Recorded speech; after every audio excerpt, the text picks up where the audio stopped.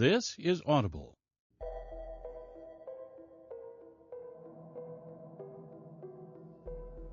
Hachette Audio presents Zom-B Underground. Written by Darren Shan. Read by Emma Galvin. Then, Becky Smith's father was a bully and racist. He often beat Bea and her mom when he wasn't working hard to stop the flow of immigrants into the country. Bea loved and feared him equally. She swore to herself that she didn't share his vicious, racist tendencies, but at the same time, she never challenged him about them. One of Bea's teachers, Mr. Burke, warned her that she risked becoming just like her dad if she continued to play along with him. But Bea had never paid much attention to what teachers said. Bea was a tomboy and could hold her own with any guy her age. She liked music, surfing the web, hanging out with her mates.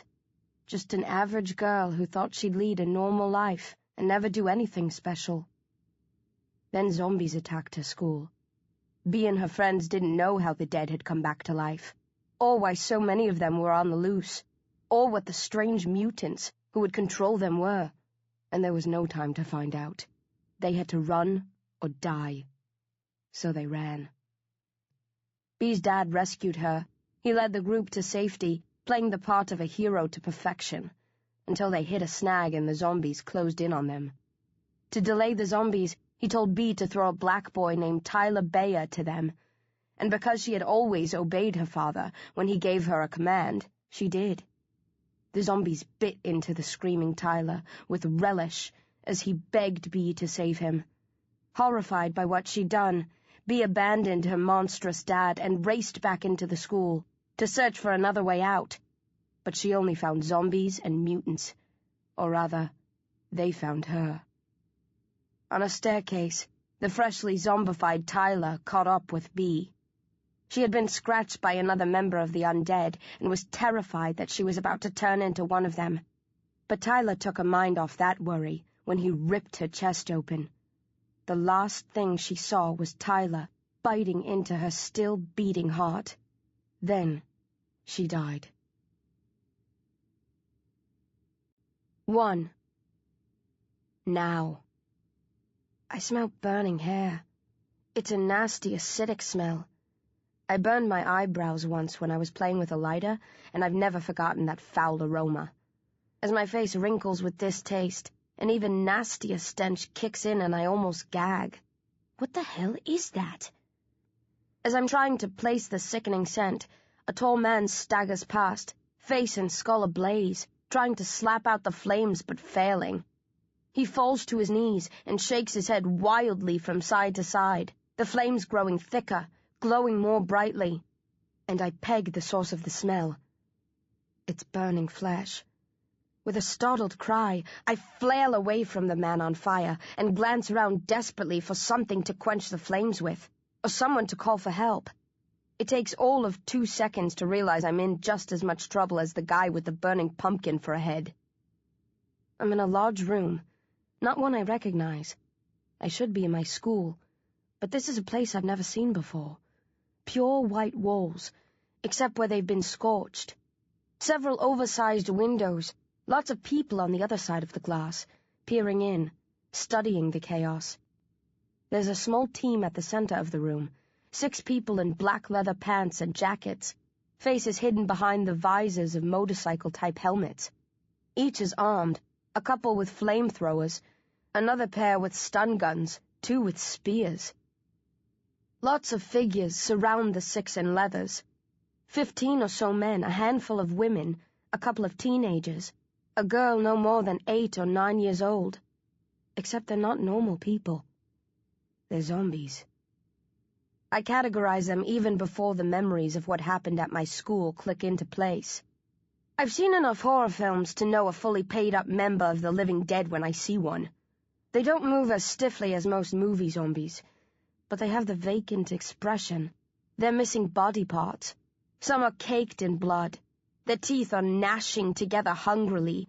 They're covered in scars and cuts, and wisps of green moss grow over the wounds.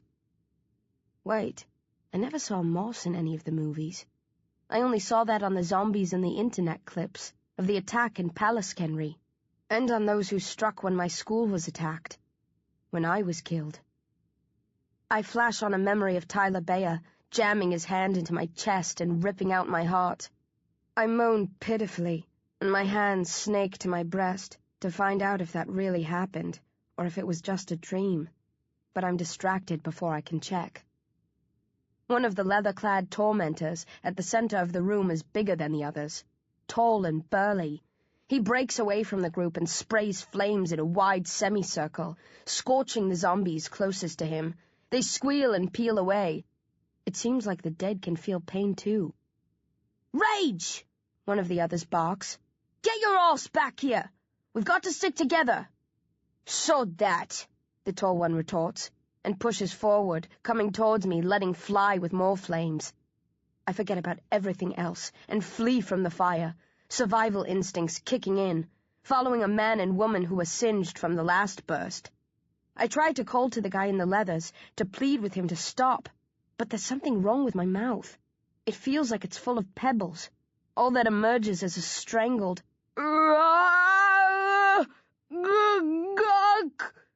sound.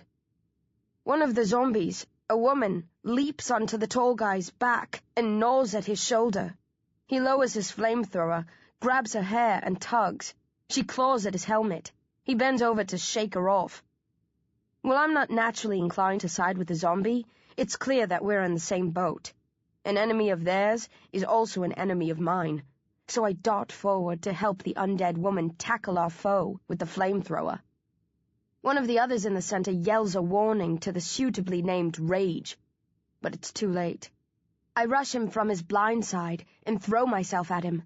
I probably wouldn't be able to knock him over by myself, but the weight of the woman helps drag him down.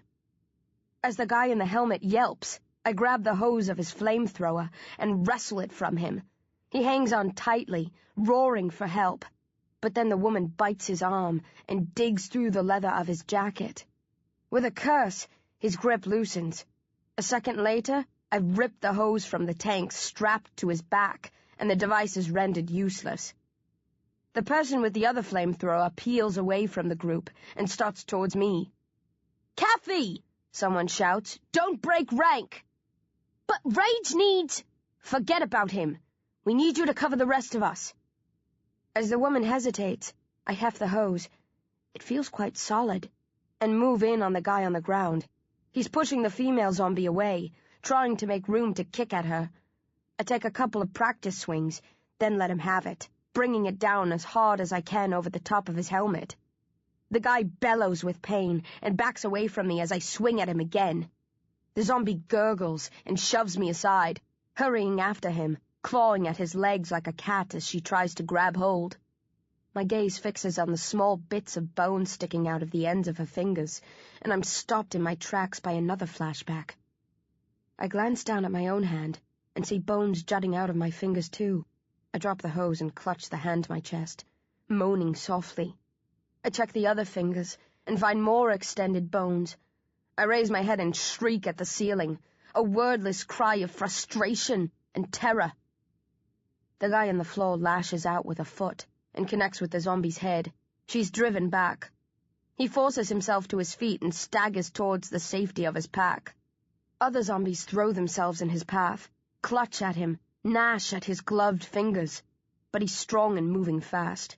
He brushes them aside as if they were mannequins, then slips behind the woman with the flamethrower and picks at the material around the place where the zombie bit him, examining his wound. I chuckle sickly at the sight of the guy studying his arm. The bite of a zombie is contagious. He's finished. Any minute now he'll turn into one of them, and good riddance to the bugger. I've no sympathy for anyone who tries to burn me alive. I look at my fingers again, and the chuckle dies away at the back of my throat as I'm forced to correct myself. He'll turn into one of us. A siren blares, and panels slide open in the ceiling.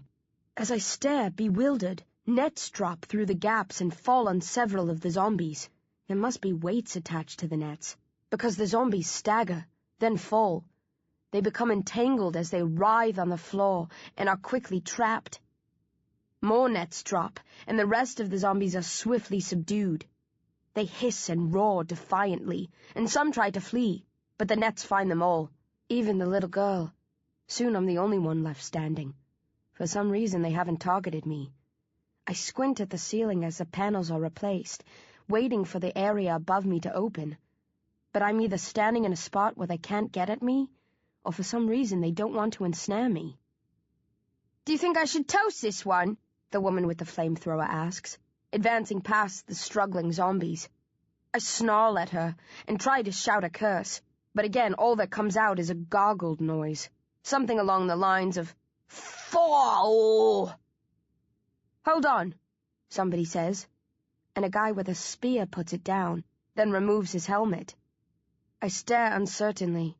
It's a boy, my sort of age, maybe a bit younger. The rest start to take off their helmets, and I'm astonished to find that all of them are teenagers. I look for a familiar face, but they're all strangers to me. As 4 of the boys drop their helmets and study me with dark, suspicious expressions, the girl named Kathy takes off hers.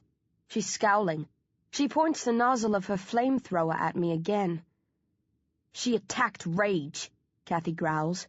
"I say we finish her off." "They don't want us to," one of the boys mutters, nodding at the ceiling, then pointing at a window, where the people on the other side of the glass are watching calmly. "All the more reason to burn her," Kathy sneers. "Hold it!" the tall one, Rage, barks. He's still wearing his helmet. He strides over to the girl with the flamethrower and stares at her through the dark lens of his visor. "Nobody breaks the rules around here." "But she attacked you," Kathy pouts. "She tried to kill you." "Yeah," Rage says. "You would have too in her position. She's a Zom-head. We have to hand her over." "She might not be," Kathy says. She still hasn't lowered the flamethrower. Rage tilts his head, then looks back at me. "Got anything to say for yourself?" Unable to express myself with words, I give him the finger. Rage chuckles dryly, then takes off his helmet. He's got a big head, hair cut even shorter than mine, chubby cheeks. A chunk of flesh has been bitten out of the left cheek, and a layer of green moss grows lightly around it. Small ears, beady eyes. He's grinning wickedly. "What do you know?" he jeers, reaching out and bending my finger down. "It's alive!" As I stare at him, more confused than I've ever been, a door swishes open. Soldiers and medics spill into the room and fan out around us. The madness begins. 2. I'm B. Smith, and I'm a zombie. I study my face in the small mirror in my cell, looking for a monster, but only finding myself. I look much the same as I did before I was killed. Hair shaved tight, pale skin, a few freckles, a mole on the far right of my jaw, light blue eyes, a nose that's a bit too wide for my face. But if I stare long enough, I start to notice subtle differences. Like those blue eyes I was always so pleased about. I was never a girly girl, but they were my best feature. And yeah, I used to admire them every so often if I was feeling gooey. They're not as shiny as they were. They look like they've dried out. That's because they have. I tilt my head back and pour several drops from a bottle into each eye, then shake my head gently from side to side to work the liquid about. Riley gave me the bottle. He also taught me how to shake my head the right way. You can't blink anymore. That was several days ago, not long after I was brought to my cell from the room of fire. I was bundled in here without anyone saying anything. No explanations, no sympathy, no warnings. After the horror show with the zombies and the gang in leather, a group of soldiers simply shuffled me along a series of corridors, stuck me here and left me alone. For a few hours I paced around the small cell. There was nothing in it then. No mirror, no bed, no bucket. Just a sink that didn't have running water. I was wild with questions, theories, nightmarish speculations. I knew that I'd been killed and come back to life as a zombie. But why had my thoughts returned? Why could I remember my past? Why was I able to reason? The zombies in Paliskenry and my school were mindless, murdering wrecks. They killed because they couldn't control their unnatural hunger for brains. The zombies in the room were the same, single-minded, killing machines on legs. Except I thought that those teenagers with the weapons were zombies too. Rage had definitely been bitten by one of the undead. The moss growing around his cheek was proof of that. But they could talk and think, and act the same way they could when they were alive. What the hell was going on? Riley was the first person to enter my cell that day. A thick-set soldier with brown hair and permanent stubble. He brought in a chair, closed the door behind him, put the chair in front of me and sat. "You can't blink anymore," he said. "Ooh," I grunted, forgetting that I couldn't speak. "You can't talk either," he noted dryly. "We'll sort out your mouth soon, but you should tend to your eyes first. Your vision will have suffered already, but the more they dry out, the worse it'll get." He produced a plastic bottle of eye drops and passed it to me.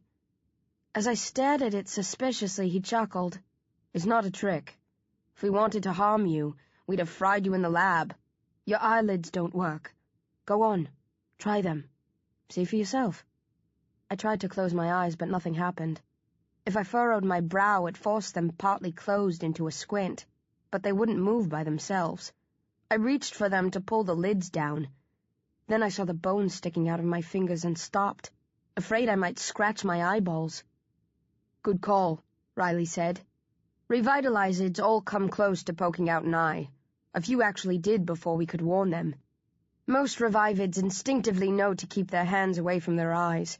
But you guys..." He snorted, then told me how to administer the drops. I stare at myself in the mirror again, and wipe streaks from the drops away as they drip down my cheeks, the closest I'm ever going to get to tears now that I'm dead.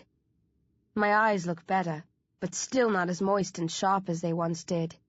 I can see clearly, but my field of vision is narrower, and the world's a bit darker than when I was alive, as if I'm staring through a thin grey veil. I open my mouth and examine my teeth, run a tongue over them, but carefully. I nicked it loads of times the first few days, and I still catch myself occasionally. After Riley had given me the drops, he told me why I couldn't talk. "Your teeth have sprouted. When you returned from the dead, they thickened and lengthened into fangs. That's so you can bite through flesh and bone more easily." He said it casually, as if it were no big thing. "The bones in your fingers serve the same purpose," he went on. "They let you dig through a person's skull. Better than daggers they are. We're not sure why it happens in your toes as well. Maybe the Zom-B gene can't distinguish between one set of digits and the other." I wanted to cry when he said that. I don't know why, but something about his tone tore a long, deep hole through my soul. I made a moaning noise and hung my head, but no tears came. They couldn't. My tear ducts have dried up. I could never weep again. Riley went on to explain how they were going to file my teeth down.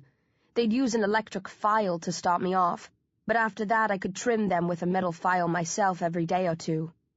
"It'll be like brushing your teeth," he said cheerfully.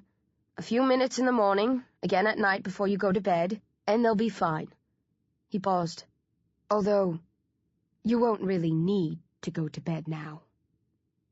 It's been hard keeping track of the days, but by totaling up Riley's visits, I figure I've been here at least a week, maybe longer, and not a wink of sleep in all that time. They gave me a bed, and I lie down every now and then to rest, but I never come close to dropping off. "The dead don't sleep," Riley shrugged when I asked him why I couldn't doze. "They don't need to." I was nervous when a medic first filed my teeth down. I always hated going to the dentist, and this was 100 times worse. The noise was louder than any dentist drill, and splinters from my teeth went flying back into my throat, and up my nose and into my eyes. My teeth got hot from the friction, and my gums felt like they were burning. I pushed the medic away several times to snarl at him and give him an evil glare. "Just don't bite," Riley warned me. "If you nip him and turn him into one of your lot, he'll be put down like a rabid dog. No excuses." The medic wiped sweat from his forehead, and I realized he was more nervous than I was. He was wearing thick gloves, but as I'd seen in the room when the woman bit the tall guy in leathers, clothes and gloves aren't foolproof against a zombie attack. I tried to control myself after that, and didn't pull back as much as I had been doing, even though every part of me wanted to. The medic left once he'd finished. I ran my tongue around my mouth and winced as one of my teeth nicked it. "I should have warned you about that," Riley said. "Doesn't matter how much you file them down, they'll always be sharper than they were. Best thing is to keep your tongue clear of your teeth." "That's easy for you to say," I mumbled. "Hey, not bad for your first attempt," Riley said, looking impressed. "Most of the revitalizeds take a few days to get their act together. I think you're going to be a fast learner." "Screw you, asshole," I spat, and his expression darkened. "Maybe you were better off mute," he growled. It took me a while to get the hang of my new teeth. I still slur the occasional word, but a week into my new life, or unlife, or whatever the hell it's called, I can speak as clearly as I could before I was killed. "B. Smith went to mow a meadow," I sing tunelessly to my reflection. "But a zombie ripped her heart out, so now she's a walking deado."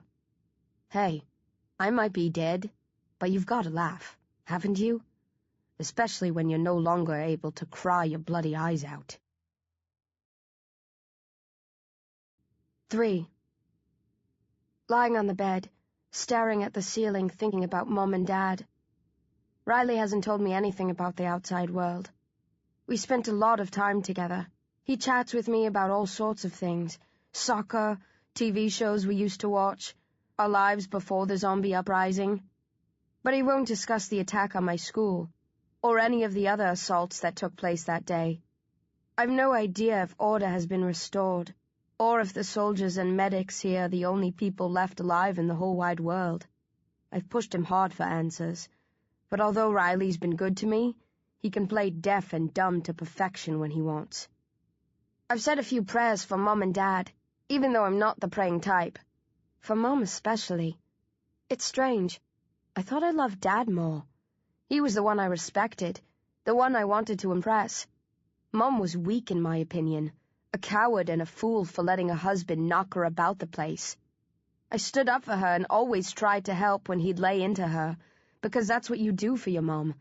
But if you'd asked me to name a favorite, I'd have chosen Dad, despite all his flaws. But she's the one I miss most. Maybe it's because of what Dad did the day I died. He came to rescue me, risked his own life to try to save me. But then he made me throw Tyler to the zombies, turned me into a killer. And since then... No, that's a lie. And I don't want to lie to myself anymore. I've done too much of that in the past. Be truthful, B. Dad didn't force me. I threw Tyler to the zombies because I was scared and it was the easy thing to do. Dad hated foreigners and people who had different beliefs.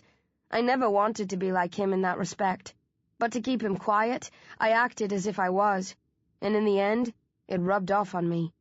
I became a monster. I don't ever want to allow that to happen again.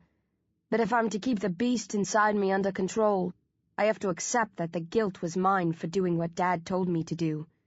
You can't blame other people for sins of your own making. I sit up, swing my legs off the bed and scowl. No use worrying about Mom and Dad until I have more information. I'm sure answers will be revealed in time. They can't be keeping me alive just to hold me in this cell forever. I have to be patient. Explanations will come. If I have to mourn, I'll do it once their deaths are confirmed. Until then, I need to hope for the best. To distract myself, I focus on the throbbing noise. It's constant. The rumbling of machines in the distance, AC, oxygen being pumped in for the living. It never ceases. It drove me mad for the first few days. But now I find it comforting. Without a TV, iPod, or anything else, it's the only way I have of amusing myself when Riley's not around. I tune into the hum when I'm bored and try to put images to the noises, to imagine what's happening outside this cell, soldiers marching, medics conducting their experiments, the teenagers in leather. I've no idea who they were. I'm pretty sure, judging by the green moss on the tall guy's cheek, that they're like me. Zombies who can think and act the way they did before they died. Riley refers to us as revitalizeds.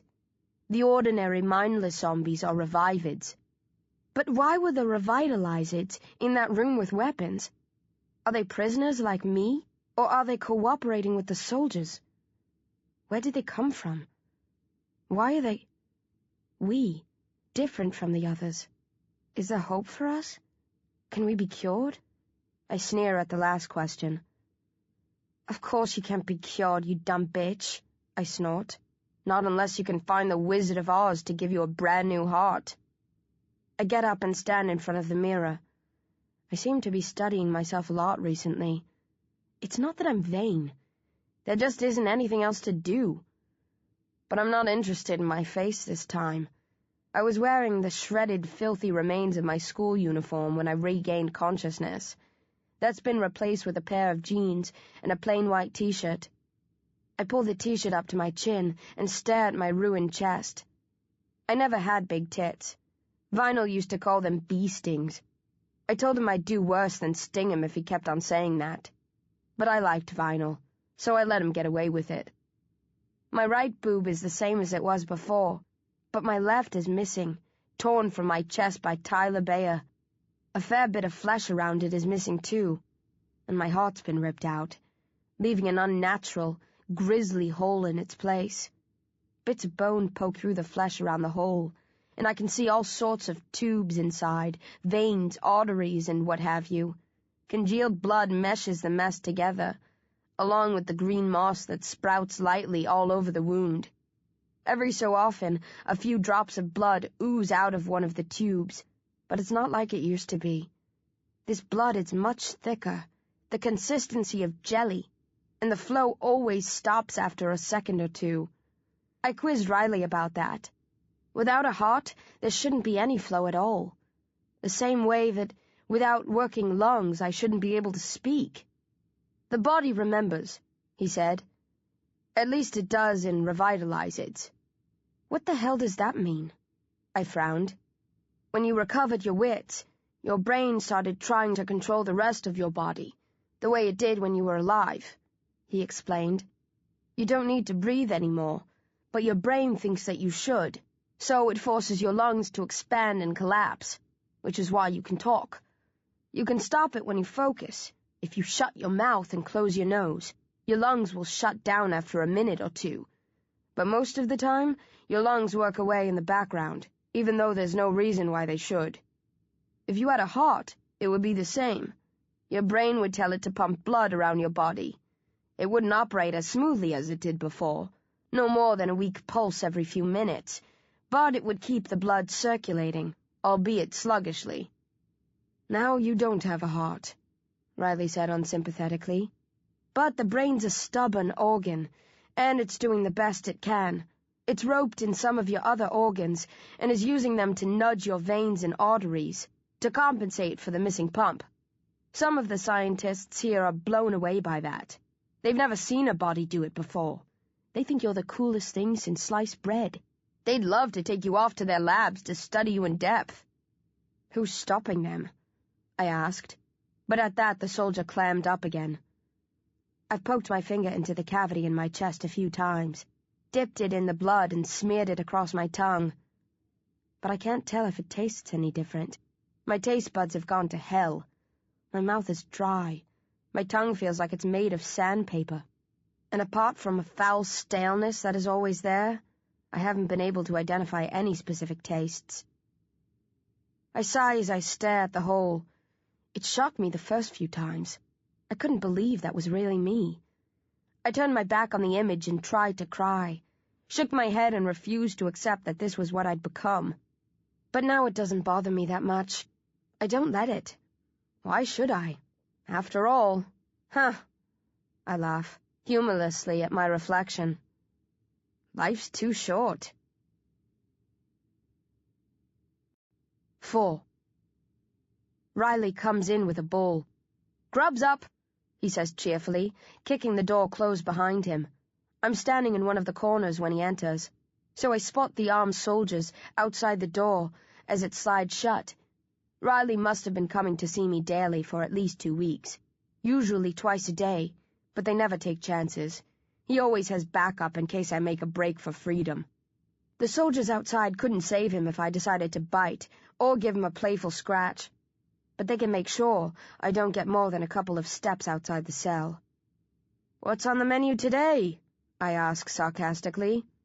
"Lamb chops." "Really?" I gasp. "No, you idiot," he grunts and hands the bowl to me. I stare at the lumps of cold grey meat and a jellyish substance. It's the same thing he's given me every day. "I'm sick of this," I mutter. "You will be in a minute," he laughs, then scratches his head. "What difference does it make? You can't taste anything anyway." "It has no substance," I sniff. "I might not be able to taste it, but I can feel it as I grind it up, and it feels like frog spawn." Riley winks. "Maybe it is." He's never told me what the meat is, just that it's laced with chemicals that will help me adjust. "What would happen if I refused to eat it?" I ask. Riley shrugs. "You'd go hungry." "So? It's not like I'm a growing girl, is it?" "Trust me," Riley said. "You don't want to go hungry. The dead feel hunger even worse than the living. Makes sense when you think about it. If you're alive and you starve, eventually you die and that's the end of your suffering. But if you're dead already, the pain goes on and on and on." "Do you feed the revivids too?" I ask. "Just eat up, B. I don't have all day." I know from experience that Riley doesn't care whether I eat the gloop or not. I threw it back at him one day to see how he'd react if he'd try to force me to eat. He just shrugged, turned round, exited, and let me go without. I pick up the spoon at the side of the bowl and dip in. It took a while to get the hang of my new fingers. At first I tried picking up things with the bones sticking out of them, but I soon realized that I could grip like I did before, by using the remains of the flesh beneath the tips of my fingers. The bones aren't as much of an inconvenience as I thought they'd be. The only thing I can't do is close my hands into proper fists. The bones dig into my palms, but I can keep the fingers flat and bend them down until they touch my palms, and that's almost the same. "What's happening in the world today?" I ask around spoonfuls of the cold, oily, slimy gruel. "Anything exciting?" "Same as yesterday and the day before," Riley answers glibly. "What about soccer? Do the Zombies have a team in the Premier League?"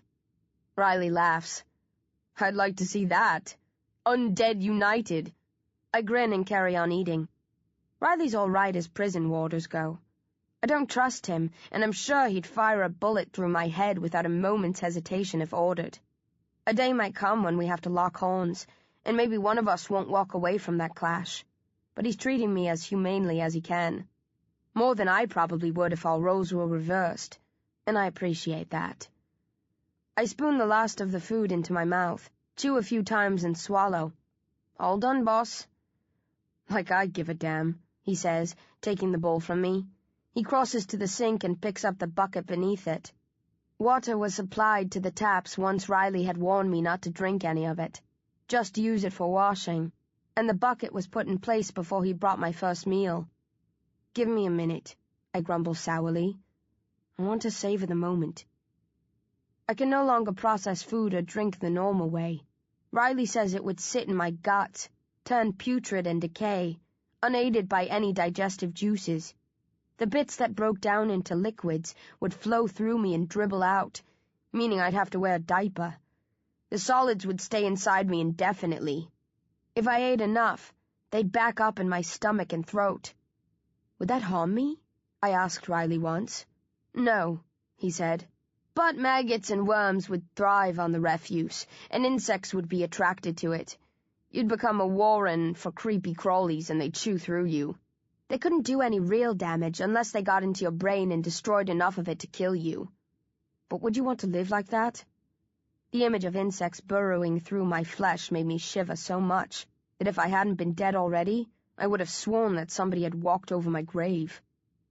I can safely eat the specially prepared food that Riley gives me, but I can't keep the bulk of it down. According to Riley, When the scientists first started to experiment, they used intravenous tubes to feed nutrients to the zombies. He said that's still the best way, but since most people prefer to eat, the good folks in the labs came up with a way for us to act as if we were still capable of enjoying a meal. The grey crud is designed to release nutrients into our clogged-up bloodstream almost instantly, but we have to get rid of the rest by ourselves.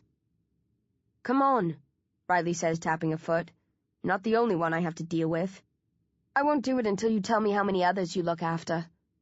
"Doesn't bother me," Riley says, turning away. "You're the one who has to live with the stinking insects." "Wait!" I stop him. Pulling a face, I lean over the bucket and stick a finger down my throat, careful not to tear the soft lining. The grey stuff comes surging back up, and I vomit into the bucket, shuddering as I spit the last dregs from my lips. "Not very ladylike, is it?" I grunt as I pass the bucket to a smiling Riley. "I don't think you were ever in danger of being mistaken for a lady," he says, "even when you were one of the living."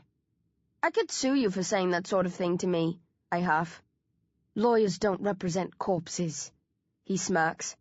I snarl at the grinning soldier and gnash my teeth warningly, but Riley knows I'm not dumb enough to bite him. One of the first things he told me was that I can still be decommissioned, even though I'm already dead. As I already knew, zombies need their brains to function. Even if they didn't want to kill me, they could punish me in other ways. I don't feel as much pain as I used to, but I'm not completely desensitized. I dug one of my finger bones into my flesh to test myself, and it hurt. When I pushed even farther, it hurt like hell. The dead can be tortured too. "By the way," Riley says just before he exits, "you'll be entertaining a couple of visitors shortly, so be on your best behavior." "Who's coming?" I snap, thinking for a second that it's Mom and Dad, torn between delight and terror at the thought. Part of me doesn't want them to see me like this. If they're alive, that part would rather they believed I was dead. "You keep asking questions," Riley says, "about the attacks, revitalize it, why you're different to revivids, how you wound up here. These people can give you some answers." "Riley!" I shout as he steps outside. "Don't leave me hanging like that. Tell me who—" But the door is already closed. I'm locked in, alone and ignorant, as I have been for most of my incarceration. But not for much longer if Riley's to be believed. 5. The visitors are a doctor and a soldier. The doctor is a thin, balding man with a carefully maintained pencil mustache. He squints a lot, like someone who needs glasses but refuses to admit it. He didn't tell me his name when he entered, or even acknowledge my presence. He just stood with his hands crossed in front of him until a table and chair were put in place, then sat and said stiffly, "I am Dr. Cerberus." The soldier is friendlier. He brought in the table, set it down, then went out to fetch the chairs. He also brought through a mobile TV and DVD player. At first I thought he was a regular soldier, but when he sat down with the doctor and nodded to let him know it was time to begin, I realized he must be someone important. "I'm Josh Masoglia," he introduced himself, smiling widely. "But you can stick with Josh. Everybody else does. No one can pronounce my surname. I even struggle with it myself sometimes." Josh laughed and I smiled. He's a good-looking guy, in a rugged kind of way. Hard to tell what color his hair is, since it's shaved down to the roots. He wears a plain green sweater over his shirt and acts like he's just one of the guys. But he has an air of authority. Dr. Cerberus is snooty, like someone who thinks he's a VIP. Josh is more laid back, so comfortable with his power that he doesn't feel like he needs to prove anything. The doctor pulls on a pair of thick plastic gloves and asks if he can examine me. I stand still while he prods and probes my fingers and face. I hesitate when he asks me to take off my shirt. Josh grins and turns away. I still feel awkward. I never liked undressing in front of doctors or nurses, but I disrobe as requested. "Remarkable," Dr. Cerberus murmurs as he studies the wretched hole where my heart once beat. Take a photo if you like it that much, I grunt. I've already seen lots of snapshots of it, he says. I frown, wondering when the photos were taken, but I don't ask. Dr. Cerberus sits again, and Josh turns his chair around. You've taken to this like a duck to water, Josh notes. You mean being dead? Yeah. Most revitalized struggle. It takes a lot of counseling before they begin to adapt to their new circumstances. But you... He whistles admiringly. Shit happens, I sniff, not telling him that of course there are times when I want to scream and sob, but that I don't plan to give these bastards the pleasure of seeing me crumble. So, are there a lot of revitalized? I ask casually. A few, Josh replies vaguely. We haven't been able to establish an estimated ratio of revitalized to revived, Dr. Cerberus says, but from what we have witnessed, only a fraction of the undead populace appears to recover consciousness. Any idea why? We have some theories, he says. Care to share them with me? No. I scowl at the doctor, then glance at Josh. How long have I been here? In this cell? No. Here. I wave a hand around, indicating the entire complex. How long since the attack on the school? 6 months, give or take, Josh says. I process that glumly. Half a year of my life that I can never get back. This is one of those times when I feel very small and alone. But I don't let them see that.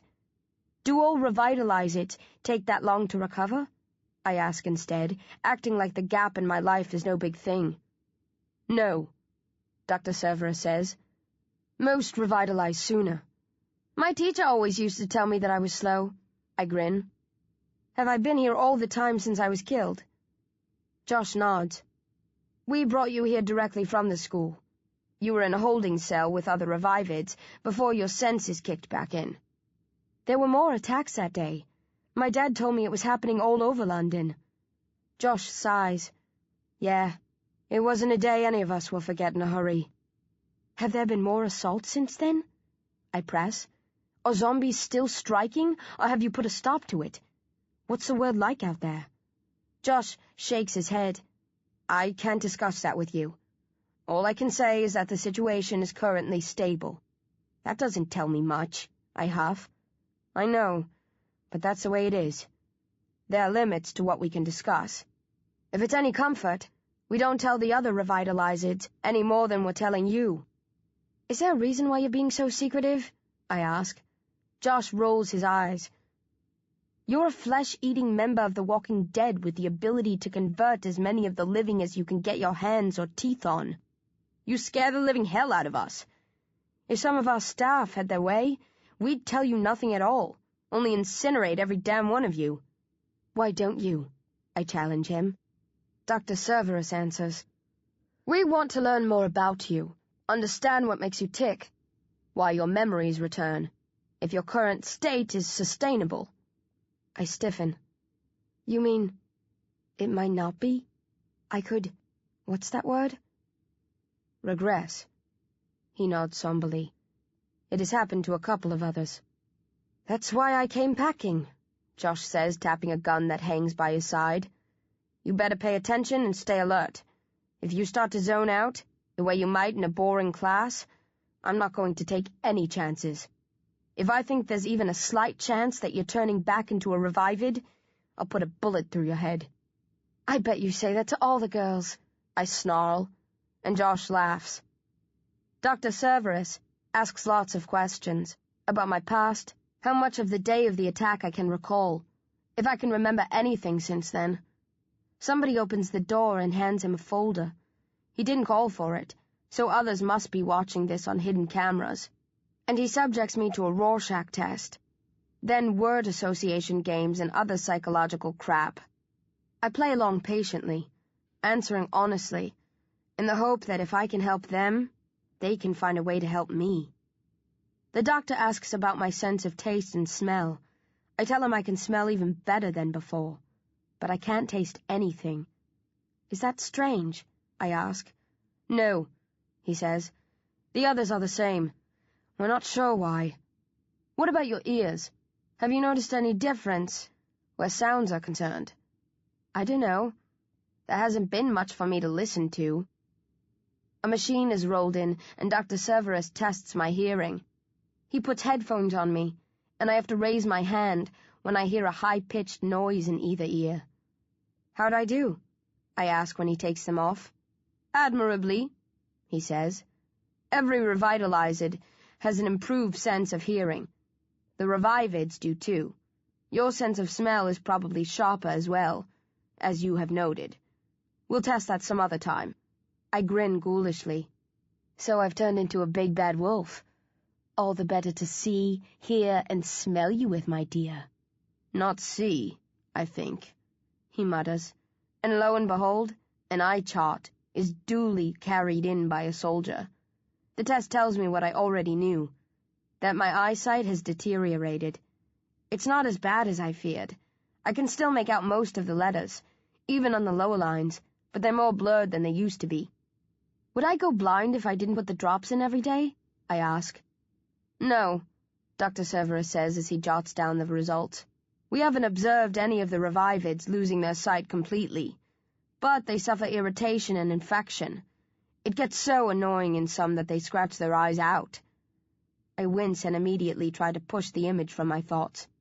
I'm glad I can't sleep, because I'm sure I'd have nightmares about that if I did. A little knowledge can be a dangerous thing, Josh chuckles. That's another reason we prefer not to tell you too much about yourself. I'd rather know than live in ignorance. I lean forward. Josh pats his gun and I stop and raise my palms. Easy, boss. I wasn't trying to freak you out. Like I said before, I won't take any chances. The light tone is gone from his voice. Any move towards us will be interpreted as an aggressive gesture. So just hold on the way you were, and everything will be fine. I ease back, hands still raised. I just wanted to ask if you knew what caused the attacks, how this is happening, why the dead came back to life. That's classified, Josh says shortly. I figured as much, but if you don't ask... There's silence while Dr. Cerberus writes up his findings. A couple of soldiers enter and remove everything that had been brought through, except the TV and DVD player. What now? I ask, trying to sound chirpy, but failing. Josh raises an eyebrow at Dr. Cerberus. The doctor stares at his notes, hands flat on the table. Then he looks at me. I think it would be safe to introduce you to the other revitalized soon. The kids I saw dressed in leather? Yes. The ones who were torturing the zombies? Dr. Cerberus smiles icily. I thought he'd deny the charge and say that wasn't what they were doing. But all he says is, yes. But don't refer to them as revitalized, Josh warns me. They prefer to call themselves Zom-heads. Dig that crazy new slang, I mutter witheringly. What happens after I've joined the merry gang? Where do I go from there? Josh frowns. I don't understand what you're asking. What's an average day like for a Zom-head? Do we torment zombies all the time? Go on picnics? Hang around looking cool in our leathers? I start to lean forward, recall Josh's warning and stop myself. What does the future hold? Do I have any chance of being set free? Dr. Cerberus and Josh share a smug look. It's as if they've been waiting for me to ask that question. Without a word, Dr. Cerberus turns to the TV and switches it on.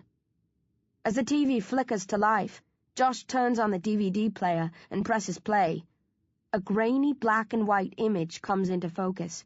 It's a corridor in my old school. Kids in uniforms run past what must have been a security camera. Others follow, but although these look the same as the first lot, I can tell that they're zombies by the way they move. They don't shuffle along like zombies in movies, but move intently, swiftly, surely, like hunters. Josh rewinds. He lets it play again, then pauses as the pack of zombies comes into view. Spot anyone you know? I didn't realize we were playing Where's Waldo, I snap. Actually, it's Where's Becky Smith? He corrects me, and points to the lower left of the screen. I stare hard, but with my weakened eyesight, I can't be sure. It looks like me, but the picture quality isn't great, and I'm not used to seeing myself in black and white. This next clip is from a helmet camera, Josh informs me. I wasn't one of those who stormed your school, but I was part of the control team coordinating various units across London. One of my guys captured this charming footage. He hits play again, and the black and white clip gives way to a shaky color shot. The person with the camera is moving swiftly, jerking his head from side to side. I glimpse a rifle in his hands. Horror images. Blood sprayed across walls, limbs and corpses scattered across the floor. There's a blur. The rifle kicks in the soldier's hand. The camera goes out of focus for a few seconds. When it steadies again, I find myself looking at a kid whose head has been blown apart. Hard to tell if it was a boy or a girl. It's just scraps of meat now. The soldier pushes on, then pauses. He focuses on a number of bodies to his left. I thought they were all corpses, but someone's moving in among the dead. The soldier takes a few steps forward, stops and adjusts the camera. It zooms in on the face of a zombie, hunched over the remains of a dead boy. The zombie has cut the boy's head open and is digging out bits of his brain, spooning them into his mouth with its bone-distorted fingers. It looks like a drug addict on a happy high. The boy's arms are still shaking. He must be alive. At least technically. The zombie doesn't care. It goes on munching, ignorant of the trembling arms, the soldiers, everything except the slivers of brain. The zombie is a girl. The zombie is me. We don't know how many you killed that day, Josh says softly. But by the variety of flesh and blood we picked out of your mouth when we were hosing you down later, we're pretty sure that boy wasn't the first. We can never release you, Becky, Dr. Severus says with just a hint of gloomy satisfaction. You're a monster. I don't respond. I can't. All I can do is keep my eyes pinned on the girl, the monster on the screen, and stare. 6. Riley leads me out of the cell. I've gotten used to the cramped room over the last few weeks that I feel strange at first, almost afraid. The corridor outside isn't huge, but it feels like I'm walking down the middle of a motorway. 4 soldiers trail us, rifles at the ready. They're mean-looking sons of bitches. I think they'd love an excuse to let rip. I keep my hands tight by my sides, head down, mincing along like a lamb. Riley wanted to let me out several days ago, not long after my meeting with Dr. Severus and Josh. He was stunned when I asked if I could stay in the cell a while longer. After what I'd seen on the TV, I needed some time by myself. I felt dirty and twisted, not fit to mix with anybody else, even zombies. I spent the last few days lying on my bed or squatting in a corner, fixating on what I'd seen, the way I'd feasted. It shouldn't have come as a shock. I know what I am and what zombies do, but it did. I'd imagined what I thought was the worst, lots of times, but nothing could have prepared me for the cold, hard reality of the film footage. I could have tried to wipe the memory from my thoughts, turned my back on it, and pretended I'd never seen the macabre film, but I remember something my teacher, Mr. Burke, once said. There are lots of black-hearted, mean-spirited bastards in the world. It's important that we hold them to account, but always remember that you might be the most black-hearted and mean-spirited of the lot, so hold yourself the most accountable of all. After throwing Tyler to the zombies, I vowed that I'd change, that I'd spend the rest of my life trying to make up for what I'd done. But I can't do that if I don't accept the truth about myself. I'm a vicious, cannibalistic killer. I've done plenty to be ashamed of, and I owe it to my victims to face that shame and live with it, to never forget them or what I did. After a lot of thinking, I come to terms with my guilt, and no, that's not right. I wasn't comfortable with what I'd done, and I hope I never will be. But I found a place within myself to house the horror, somewhere close to the surface, but not so close that it would get in the way of everything else. Once I'd done that, I figured I was ready to face the world again. So when Riley offered a second time to take me to the revitalizers, I agreed to tag along. We wind through a series of corridors. They all look the same. White or grey walls, fluorescent lights, lots of windows and sealed doors. I peer through some of the windows and catch glimpses of soldiers, doctors, nurses, but nothing revealing. By the control panel set in the walls next to the doors, I can tell that they're operated by scanners, one at waist height for fingerprints, the other higher up for retinas. Some of them require a security code, too. Riley finally stops at a door, opens it with a quick scan of his fingers and an eye, then gestures for me to enter. I step in, expecting a load of leather-clad teenage zombies, but it's only a shower room. Several vacant cubicles, towels and clothes laid on a bench across from them. "What gives?" I ask suspiciously. "You've been in isolation for 3 weeks," Riley says. "You haven't changed your clothes. I thought you might want to freshen up before you meet the others." "Are you saying I smell?" "Yes." "No peeking," I warn him. He laughs. "Zombies don't do it for me. But others will be watching." He nods at the ceiling. "Cameras all over this place, as I'm sure you figured out already." "Yeah, but I thought they'd leave the bloody showers alone." Riley shrugs and closes the door. I gaze around, trying to spot the cameras, but they're masterfully concealed. "Sod it," I mutter and undress. If some creep gets a buzz from watching a one-boobed zombie in the buff, more power to him. The shower's lovely, though I have to turn it up to the max to truly appreciate it. My nerve endings don't work as well as they used to. I have to crank the heat up close to boiling before I feel warm. I scrub carefully around the hole in my chest. I pick at the green moss and try to wash it away, but it must be rooted deeply. If I pull hard, strands come out like hairs, but I'm worried I might injure myself. I don't know how deeply the moss is embedded, and I'm afraid I might rip an even bigger hole in my chest if I persist. So I stop. I rinse down the rest of my body, smiling sadly as I rub the old sea scar on my thigh. I used to hate that, since it was my only real physical blemish. Now, with a missing heart, it's the least of my worries. I massage shampoo into my scalp and try to close my eyes, forgetting that I can't. Scowling, I tilt my head back and do my best to keep the suds away from my unprotected eyeballs. Stepping out, I towel myself dry. The moss stays damp except for the light layer on my right wrist, where I was scratched shortly before Tyler clawed at my heart.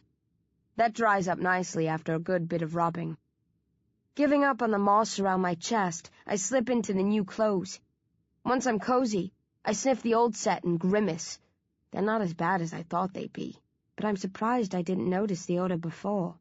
Riley should have told me. I rap on the door, and it opens immediately. "Any deodorant?" I ask. Riley cocks his head. "Are you being funny?"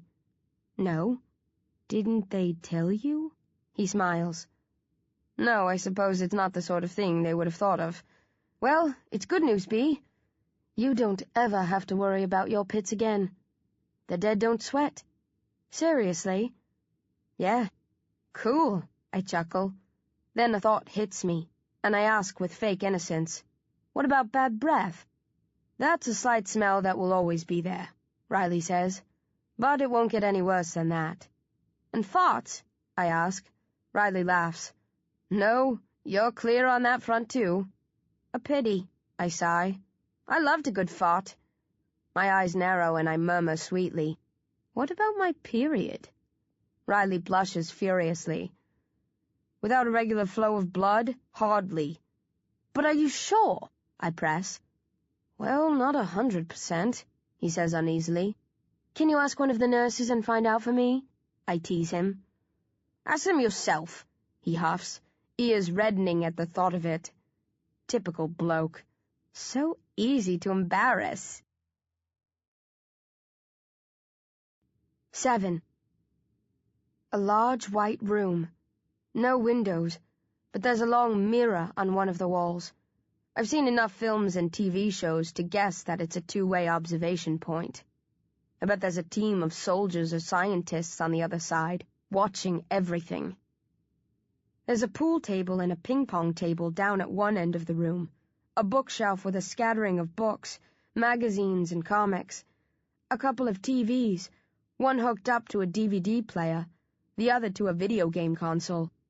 There's a table close to that TV, loaded with games and a few iPods. A variety of couches and chairs are positioned around the place. A couple of the Zom heads are playing pool. 3 are busy gaming.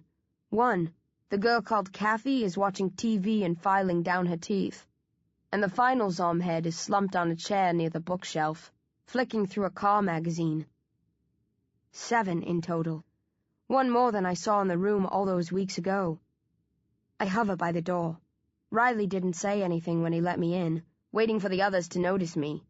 Finally, one of the guys playing pool looks up and shouts, "Hey, it's the girl who kicked Rage's arse!"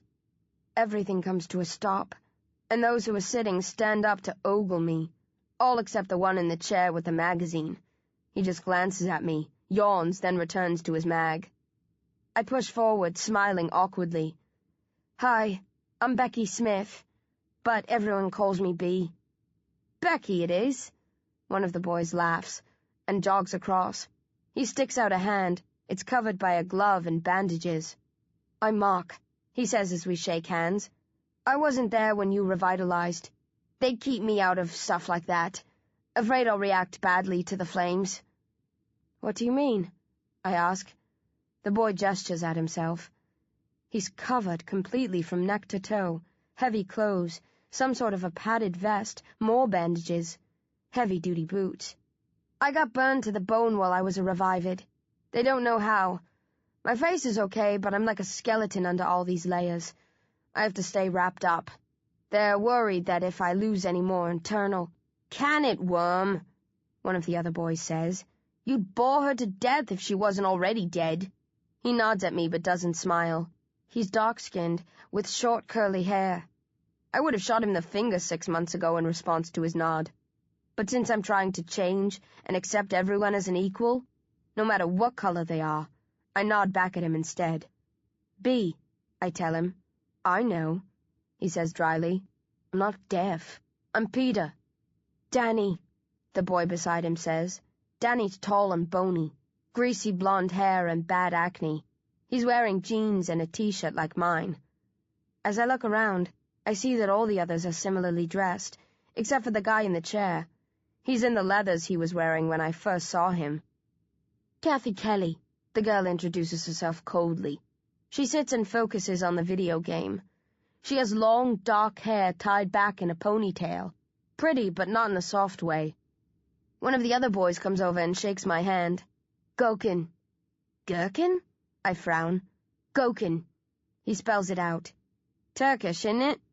He's plump and relaxed-looking, olive skin, large, pudgy fingers. He's filed down the bones sticking out of the tips and painted them with swirling, colorful designs. "And I'm Tiberius," the other guy who was playing pool says. He's the one who first spotted me. He's short with ginger hair and loads of freckles. "Tiberius?" I laugh automatically. "What sort of dumb name is that?" "I was named after the river Tiber, in Rome," he says stiffly. Then he turns his back on me, offended, and snaps at Mark. "Are you playing a what, worm?" "In a minute," Mark says. "I want to show B round first. Don't you want to get to know her? She's one of us now." "Maybe she is and maybe she isn't," the boy in the chair says. He finally stands, cracks his knuckles over his head, and makes a yawning motion. I know from practicing in my cell that we can mimic the habits of the past, when we had a set of fully functioning lungs. I even find myself yawning or sneezing by accident sometimes, my body remembering happier, simpler days.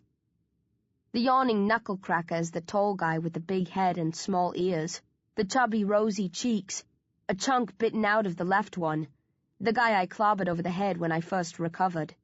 Rage. "Of course she's one of us," Mark says. "She can talk, can't she?"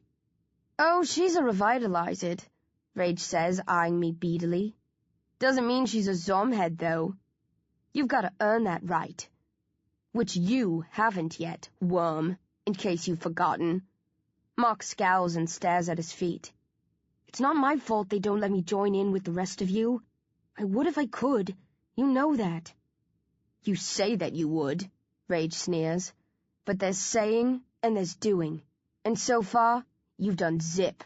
For all we know, you've cried off and asked to be excused regular duties. Maybe the burns are a sham.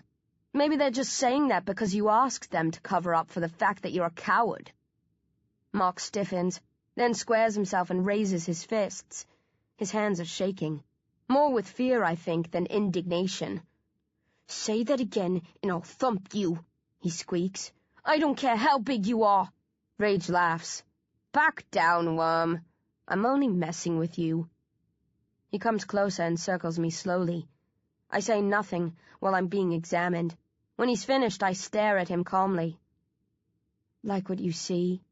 Not a lot, he sniffs. I don't think Kathy has much to worry about. Why should I be worried? The girl barks, looking up from a game. You've been queen bee around these parts, Rage says. You know that all the boys fancy you, since they've no one else to lust after. Nobody would want to lose that sort of a following, and I don't think you will. No offense, Becky. Get stuffed, I snarl. Rage cocks his head. Are you a tough girl? He whispers. You are, aren't you? A fighter? Yeah. Wind me up and find out, I challenge him, fingers curling by my sides. Rage glances at my fingers, then studies my eyes.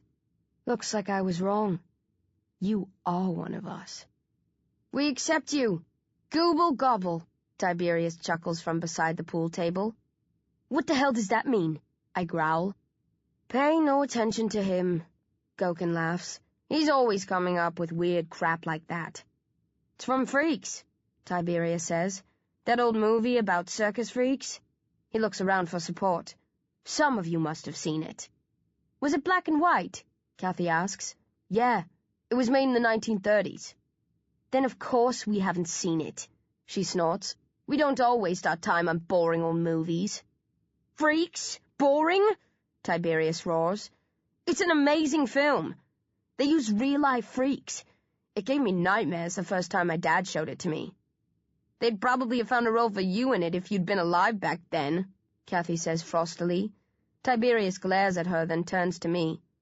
Anyway, at one point, a normal woman marries one of the freaks and they have a big party to welcome her into the family. They all start chanting, "We accept you, gooble gobble." They mean it nicely, but what they're really saying is that she's one of them now. A freak, an outcast, a child of the damned. Tiberius bends over the pool table to take a shot, then says again, but glumly this time, as if he feels sorry for me, "We accept you. Gooble gobble." 8. I spend the rest of the day with the Zom-heads, getting to know them. It's awkward. None of us wants to be here. We haven't chosen each other for company. We come from different parts of London. Danny from as far out as Bromley. We don't have much in common, except for the fact that we were all killed when the zombies attacked. Do you remember much about that day? I ask Mark. I'm with him, Gokin, and Tiberius, on one of the couches close to the mirror. No, he says. I was at school. Things went mad. I was running. I didn't even know why. I was part of a pack, doing what everybody else was. I thought someone had a gun and was shooting people, like they do in America. Then something struck the side of my head and I blacked out. Next thing I knew, I was waking up here, wrapped up tighter than a bloody mummy. What about you? I ask the others. They shake their heads. We've gone over this dozens of times, Tiberius says. It was pretty much all we talked about for the first few weeks. Everyone is at school, except Rage, who was in a shopping center with his girlfriend. Zombies attacked, we were bitten, we revitalized here. Were you locked into your school? Tiberius frowns. What? The exits were blocked in mine. We couldn't get out. What? Someone actually stopped you from escaping? Mark gasps. Yeah. We tried 2 different doors and they were both jammed. What about the mutants? Come again? Tiberius asks. There were mutants at our school. coordinating the zombies, directing them. Bull, he snorts. No, I'd seen a couple of them before. Ugly mothers with grey hair and yellow eyes. They all wear hoodies. You're dreaming, Tiberius insists. I'm dead, I snap. We don't dream. Tiberius clicks his tongue against his teeth. So what? You're saying the attacks were deliberate? That we were targeted? I dunno, I shrug. I'm just telling you what I saw. Hey, Rage! Have you heard about this? Tiberius yells and makes me repeat my story. Anybody else see hooded mutants? Rage asks the rest of the Zom heads once I'm done. Everyone's staring at me, having stopped whatever they were doing to listen. I didn't see any mutants, Peter says. But one of the exit doors at my school was locked. I was furious. I'd gone through hell to make it that far. I kept kicking and punching it until the zombies swarmed me. He rubs his upper right arm, where a deep cut runs from the shoulder down to his elbow. It's something we wondered about before, Danny says. How did the zombies get inside the buildings in the first place? Why were there so many of them? Where did they come from? Some of us think we might have been victims of a conspiracy. Terrorists, Kathy whispers. Get real, I laugh. You can't think this was a terrorist attack. What, they got sick of bombs and guns and decided to use zombies instead? Chemical warfare, Kathy says seriously. It's something that terrorists have been exploring for years. Maybe they found a way to reanimate the dead. I mean, unless it's some sort of freak disease, somebody must have set those undead bastards loose on us. It could have been aliens, Mark suggests. Tiberius nods enthusiastically. That's my vote. That's why you're a pair of airheads, Rage jeers. Aliens. Kathy's right. It was probably cooked up by mad scientists. Whether they were working for foreign powers or not, I don't know. I think it might have been our own guys, that got leaked accidentally. If that was the case, they wouldn't have just struck at the schools, Kathy argues. They didn't, Rage responds. I was in a shopping mall.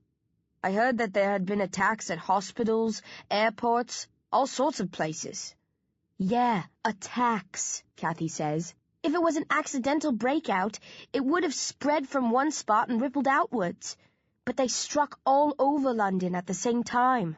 Explain that if it wasn't planned. There's a troubled silence. I'm disappointed that nobody seems to know any more than I do. I was hoping to find answers, but the Zom heads are victims like me, ignorant of what really happened. Anybody know if the zombies are still running wild out there? I ask. They don't tell us stuff like that, Peter says. They don't even tell the teacher's pet what's going on outside, do they, Rage? Bite me, Rage barks, and the others laugh. Why's he their pet? I ask. He sucks up to them, Tiberius smirks. It's all, yes, Mr. Riley, sir, and no, Mr. Riley, sir, Danny jeers. Can I help you with anything, Dr. Cerberus? Goken adds. Do you want me to bend over so you can stick your needle up my... One more word, eunuch boy, and it'll be your last for a while, Rage says softly, and the teasing stops instantly. He glares around and everyone drops their gaze. Except me. Something you want to say? He growls. Yeah, I answer calmly. Why'd you call him eunuch boy? Rage relaxes. He's Turkish. Half of that lot are eunuchs. Hey, Goken objects. That's racist, isn't it? Not if it's true, I smirk, and the others laugh. I grin for a moment, then I recall Tyler, and my vow to put my crude ways behind me, and my face drops. Looks like I'll have to try harder in the future. Old habits die hard. So, nobody knows anything, I mutter. We don't know how zombies came to be, why they attacked when they did, how they struck in so many places at once, or what the upshot of it was. The undead might have all been killed or captured, or maybe they're still on the loose and this is the last place on Earth where the living can walk around safely. It's not, Danny says confidently. I overheard Riley talking with one of the other soldiers. He was telling him to shape up or they'd ship him out to a different unit, one that wasn't as tightly secured as this place. Well done, Kathy says scathingly. What? Danny whines. She nods at the mirror. You know that they're listening. You've just gone and dropped Riley in it. Well, he's one of them, Danny sniffs. I don't care what happens to him. Just like he doesn't really care about any of us. Riley's all right, Peter says. Yeah, Danny agrees. But at the end of the day, he's just doing his job. He treats us decently because he's told to. If they told him to put us down, you think he wouldn't? There's another long, uneasy silence. I thought you guys were better off than me, I say softly. But you're not, are you? You're prisoners, just like I am. Yeah, Mark says when nobody else replies. But it's not all bad. We could be revived. They keep them in huge holding cells, packed in tight together, none of the comforts that they treat us to. And they experiment on them. We don't have to deal with any of that. No, Kathy laughs cruelly. You're even dumber than I thought, Worm. She points at the mirror again. What do you think all this is? We're guinea pigs, just like the Revivids, and when Dr. Cerberus and his crew have learned all that they can, we'll be discarded as casually as the others are. We all stare at the mirror and wonder who's on the other side and what they might be thinking. Then we drift apart, and everyone goes to their own part of the room to brood. Some of them shoot me dirty looks every so often, blaming me for reminding them that at the end of the day, we're just fancily treated prisoners, at the mercy of those who have absolutely no human reason to show us any. 9. Riley takes us back to our cells one at a time, and leaves us there for what must be night. That develops into a routine. He escorts us to Zom-HQ, as we call it, every day, lets us mix for several hours, then returns us to our cells. We always go with him individually. Nobody ever gets to see where the other Zom heads are housed. We could all be quartered in the same corridor, or in completely different parts of the complex. We've no idea. They could leave us with each other the whole time. Like me, the others don't need to sleep. But Tiberius thinks they're trying to institutionalize us, to make us easier to control. I tried to discuss the attacks and the outside situation again, but nobody wants to talk about that. They've been through it all before, and are reluctant to rehash old arguments. It doesn't matter that all the theories are fresh to me. They've been together for months now, and even though they're not tight like real friends, they share a bond that I'm not yet a true part of. They're not going to break their rules just to please the new Zom head on the block. Even Mark, the friendliest of the lot, gets prickly when I push him. Just leave it, B, he mutters. What's the point? We can't do anything about it. If they want to tell us, they will. If they don't, they won't. And all the guessing in the world won't get us any closer to the truth. Mark's the runt of the litter. The others tease him and pick on him, even Kathy. They call him Worm and mock him for not being allowed to join the Zom heads when they experiment on Revivids. Mark takes it as best he can, laughs along with them, only occasionally grimaces when they go too far. Danny tested me on my second day in Zom-HQ, tossed a casual insult my way to see how I'd react. Say that again and you'll be picking the remains of your teeth out of your mouth, I told him, ready to back up the words with action if pushed. But Danny's no fool. He saw that I was serious and judged me a genuine threat, even though I'm a girl and he's bigger than me. Nobody's given me grief since then. Rage is the undisputed leader of the pack. He's a big old bruiser. Easy to see how he got his nickname, but clever too. Reads a lot, excels at the more difficult video games, knows about all sorts of things. Reminds me a bit of my dad. A bully, but sharp. It's hard to get the better of people like that. You can't beat them up and you can't outsmart them. Rage doesn't seem to be as violent as my dad, but he's not somebody you provoke lightly because there's always the chance that he'll snap and smash you up. Having said that, he acts like a toad whenever any of the scientists or soldiers come to see us. I thought the others were exaggerating when they were winding him up that first day, but I soon see that they're not. He's like a fanboy when Josh or his team is on the scene. Dr. Cerberus came this morning to run some routine tests on us. Eyes, ears, that sort of thing. We get tested regularly, usually by nurses or low-level doctors. But today we were treated to a visit by the High and Mighty One himself. "Hey, Dr. Cerberus. How you been?" Rage beamed, running over to him like an eager puppy. "Very well, thank you," the doctor replied, then asked Rage how things were going. Once they dispensed with the small talk, Rage barked at the rest of us and ordered us to line up. He walked down the line with Dr. Cerberus, glaring at us, making sure nobody said anything untoward or threatened the doctor in any way. "Are those okay?" Rage asked when Dr. Cerberus came to the Turk and paused to study his painted finger bones. "Yes," the doctor said. "I was just curious to see what he had drawn." He smiled at Gokin. "You have an artistic eye." "Art's my favorite subject, isn't it?" Gokin replied. "We'll have to give you oils and canvas, see if your skills have been affected by your altered circumstances." "I don't know about that," Gokin pouted. "I'm not really into proper painting." "You'll do whatever the hell the doctor tells you to do," Rage roared, and shoved Gokin in the chest. Gokin squared up to Rage, and it looked like things were going to kick off, but Dr. Cerberus coughed politely and said, "Please, boys, no fighting." I think Gokin would have ignored him, but as soon as the doctor called for peace, Rage took a step back and muttered an apology. "Why do you suck up to them so much?" I asked once Dr. Cerberus had left. I thought Rage would prickle at that, but he only shrugged. "They're the new masters now. If we're to have any hope of getting out of this place, we need to play ball. Besides, they've taken good care of us. We should be thankful. They could have left us to rot with the zombies. They're doing their best to look after us and make our lives easier. Don't bite the hand that feeds you." I haven't seen much of the complex yet. Riley never varies the route when he leads me to or from the cell. The others haven't seen much more of it either, though they've been to the places where the revivids are housed. According to Mark, there are hundreds, if not thousands, of zombies locked up in the pens. He thinks they're being held for experimental purposes. This is a giant laboratory, not a prison.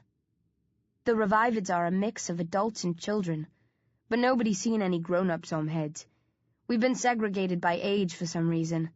There must be adult revitalizids, conscious as we are, but they're either being held in a separate part of the complex or in a different building. I don't know why they'd want to divide us this way. Maybe they're worried that we'd start a big Zom-head family if they let us mix together freely. There's no doubt that I'm an outsider. Nothing personal. I'm sure it's purely because I'm new to the fold, but I was getting along all right with most of the Zom-heads until a couple of days ago. Kathy was the only one who actively disliked me. She wouldn't talk to me unless it was to say something critical.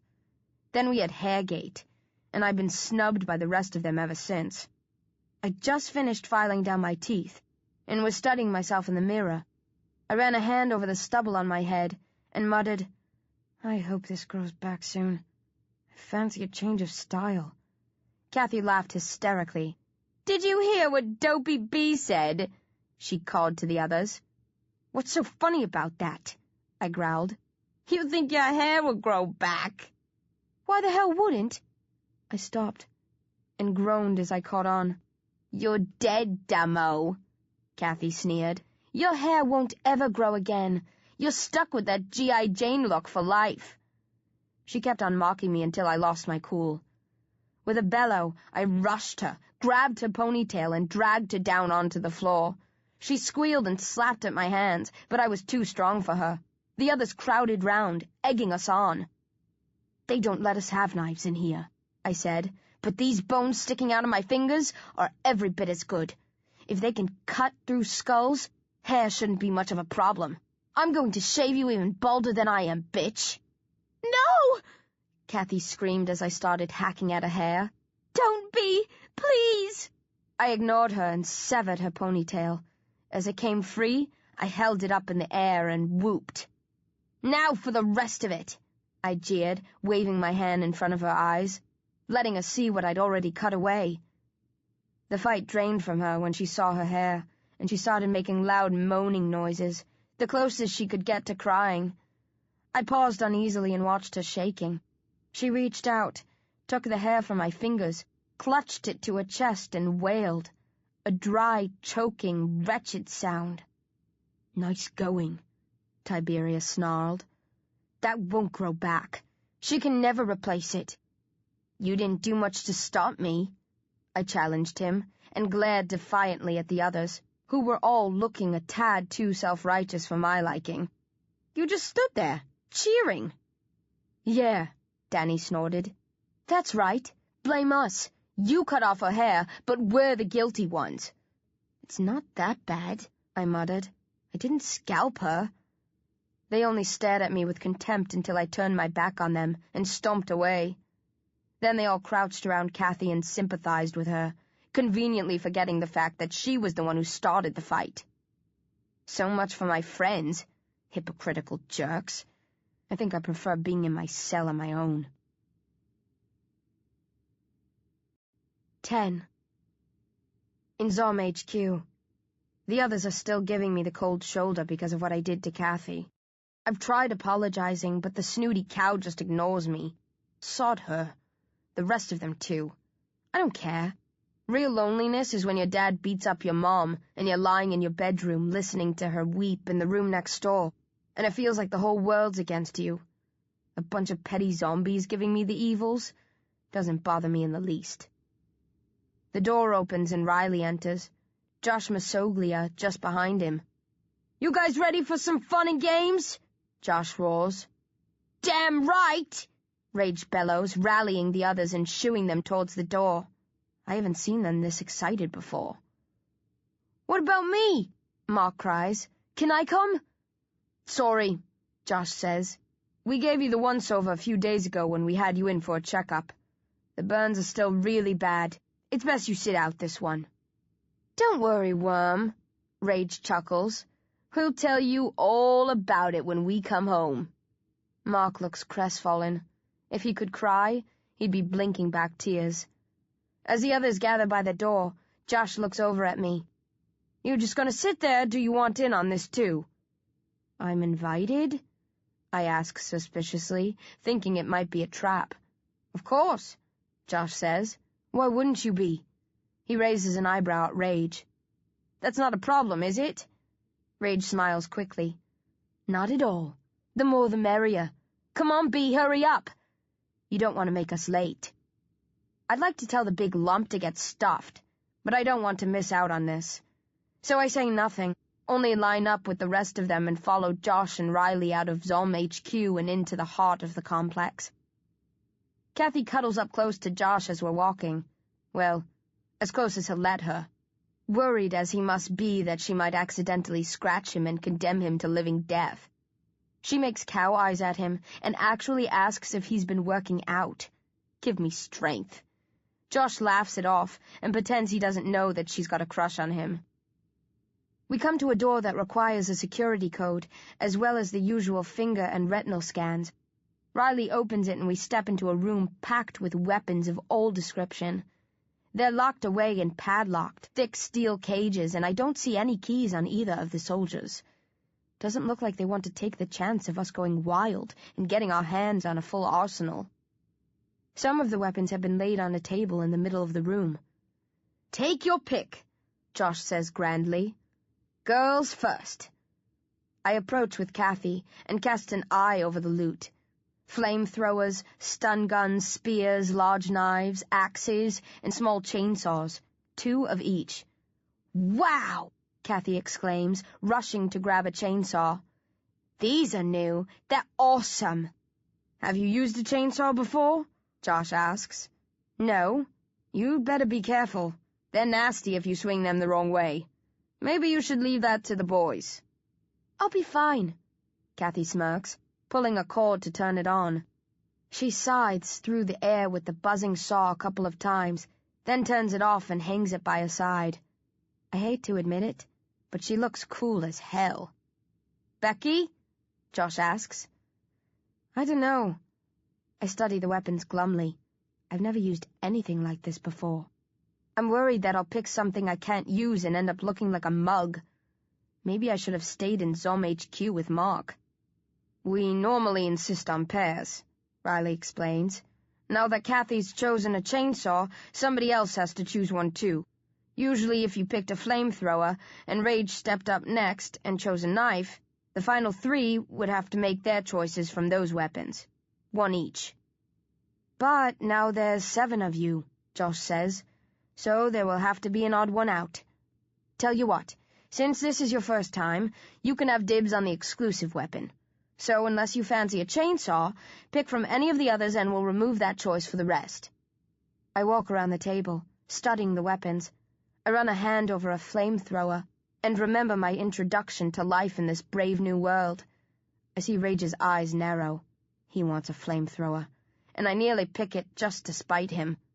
But I don't like fire. I'll take a spear, I decide, keeping it simple. The others make their choices. When we're ready, we carry our weapons through to another room, where leather suits and helmets are hanging up for us. The trousers feel strange as I tug them on. I was never much into leather. I owned a couple of jackets in my time, but no pants or shirts. The clothes feel tight on me, uncomfortable even with my less sensitive skin. Are these really necessary? I grumble. They'll help protect you, Josh says. You saw the way Rage was bitten. Leather can be penetrated, but not as easily as regular clothing. You'll be glad of it if a Revived sinks their teeth into one of your legs or arms. But they can't infect us now, can they? I frown. We're zombies already. They can still hurt us, you idiot, Kathy snaps. A bite or a scratch stings like a bitch, Tiberius tells me. And though moss will grow around it, you'll carry the wound for the rest of your life. Fair enough. I start to pull my t-shirt off, then pause. I don't have anything on underneath. I was never shy about my body, but I didn't go about flashing my tits to one and all. I glance around the room. The others are taking off their clothes and pulling on the leathers without any worries. The boys don't cover themselves, and Kathy doesn't either. They don't gape at one another or make suggestive comments. Just get on with things, as if they're too grown up to worry about a little nudity. I shrug and pull off my t-shirt. Bloody hell! Tiberius gasps, and everybody looks up. At first I think he's staring at my boob, and I prepare a hot retort. Then I realize it's the hole in my chest that caught his attention. That's incredible. Not as incredible as your ginger hair, I mutter, but I feel oddly proud. The others can boast a cool variety of scars and bite marks, but nothing as outlandish as this. Kathy comes closer and stares deep into the gaping hole. That must have hurt like hell, she whispers. I can't remember, I lie, suppressing a shiver as I recall what it felt like when Tyler ripped my beating heart from between the shattered bones of my chest. Kathy reaches out to put a hand in the hole, then pauses. Do you mind? Of course I bloody mind, I snort. That'd be like me asking you if I could stick my hand up your arse. Everyone laughs, and I tug on a leather shirt. It's an impressive wound, Kathy says grudgingly, then winks at me. But the breast wasn't so hot. Get stuffed, I grunt, but we share a grin, and I think she's finally forgiven me for cutting off her hair. Right, Josh says when we're ready, weapons in one hand, helmets in the other. Most of you know the drill, but I'll go through it again for Becky's sake. We're going to put you in with a group of Revivids. There's a speaker system inside each helmet. We'll be issuing orders as you go. Let's hope nobody breaks rank this time, Riley huffs, looking pointedly at Rage. I've said sorry for that already, Rage groans. I lost my head. It won't happen again. Promise. To start with, stand still, Josh goes on. Let them mill around you. If they attack, defend yourself. But don't stir them up until we tell you. And when you do, follow orders as closely as you can, as long as you can, until things get chaotic. When we think the situation's getting out of hand, we'll drop the nets and bring proceedings to a close. Any questions? What's the point of it all? I ask. We're testing the Revivids, Josh says. Their reactions, what they respond to, what they ignore, how much they remember on an instinctive level from their old lives. We'll also be checking if they show signs of revitalizing. But that's not the main goal of the experiment, since it happens so rarely. How far can we go? I press. Do we draw the line at dismembering them? Killing them? What? You can't kill them, Josh laughs. They're already dead. You know what I mean. If we destroy their brains, we'll finish them off. That's killing in my book. Well, it shouldn't be, Josh snaps, losing his smile. Don't think of these as people, not even animals. They're walking corpses, monsters who would rip apart everything we know and cherish. They slaughtered friends of yours, maybe family members too, and one of them even killed you. There should be no room in your heart for sympathy, not where these beasts are concerned. Tear them to pieces, Danny snarls. They'd do even worse to you if they had the chance. Well said! Josh is beaming again. Now, if you're all ready and willing, let's do some business. Everyone cheers and roars like gladiators. Riley opens a door, not the one we entered by, and we pass along a short corridor, just us 7 Zom heads, leaving the soldiers behind. We enter a bare room, like the one I found myself in the first time I recovered my senses. White walls, lots of windows, soldiers and scientists crowded behind them. Rage clumps to the middle of the room, and the rest of us follow. We form a tight circle. I'm nervous, and I can tell that the others are too. They've been looking forward to this. It breaks the monotony. But in the quiet moments before it kicks off, they tense and wonder what will happen if it goes wrong. Each of us tests our weapon, flexes our muscles, prepares for battle. I start to wish I'd chosen something more substantial than a spear. I don't feel as protected as the others. I wish I could swap it for a chainsaw. Then 3 doors click open at the same time. In 3 different walls, there's a short pause, flickering shadows, the smell of blood in the air. Then, about 30 zombies slip into the room, spread out, shake their heads, and fix their snarling, ravenous sights on us. 11. I instinctively raise my spear. Josh's voice comes crackling through the speaker in my helmet. Easy, Becky. Remember what I told you. Just stand still for the time being and chill.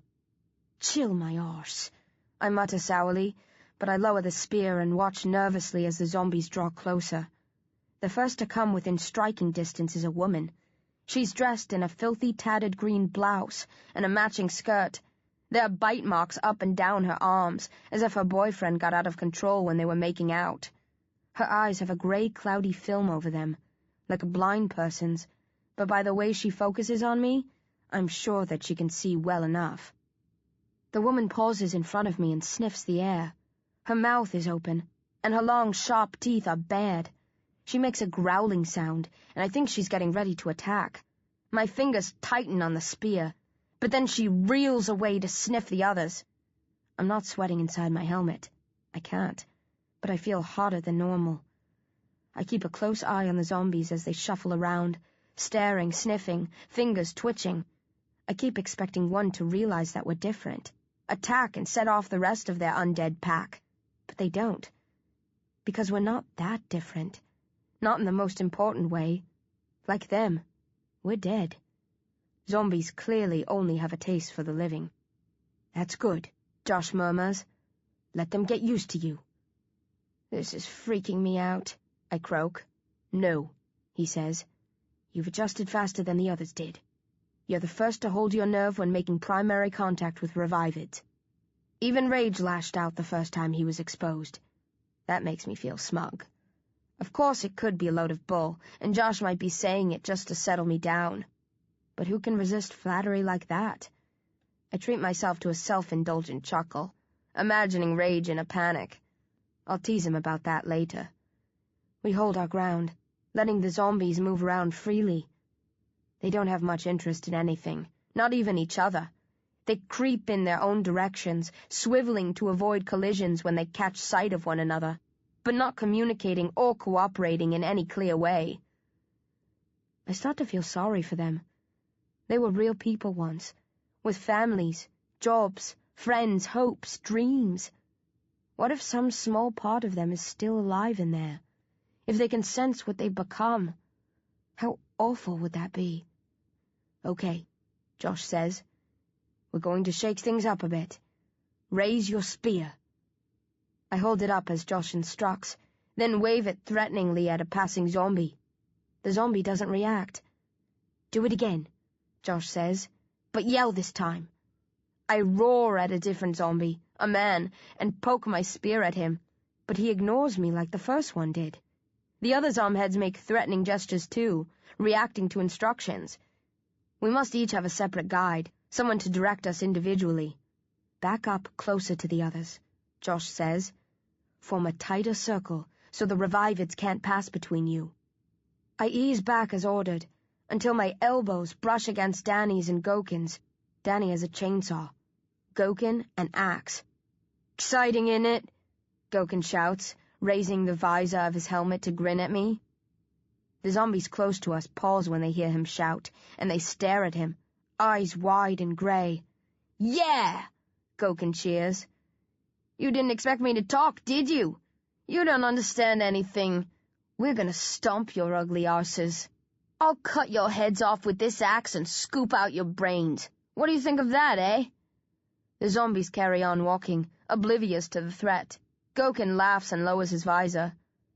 "Get ready for action," Josh whispers. Rage has scorched the ceiling a couple of times, sending flames licking over the heads of the zombies. A couple of them cringed but didn't otherwise react.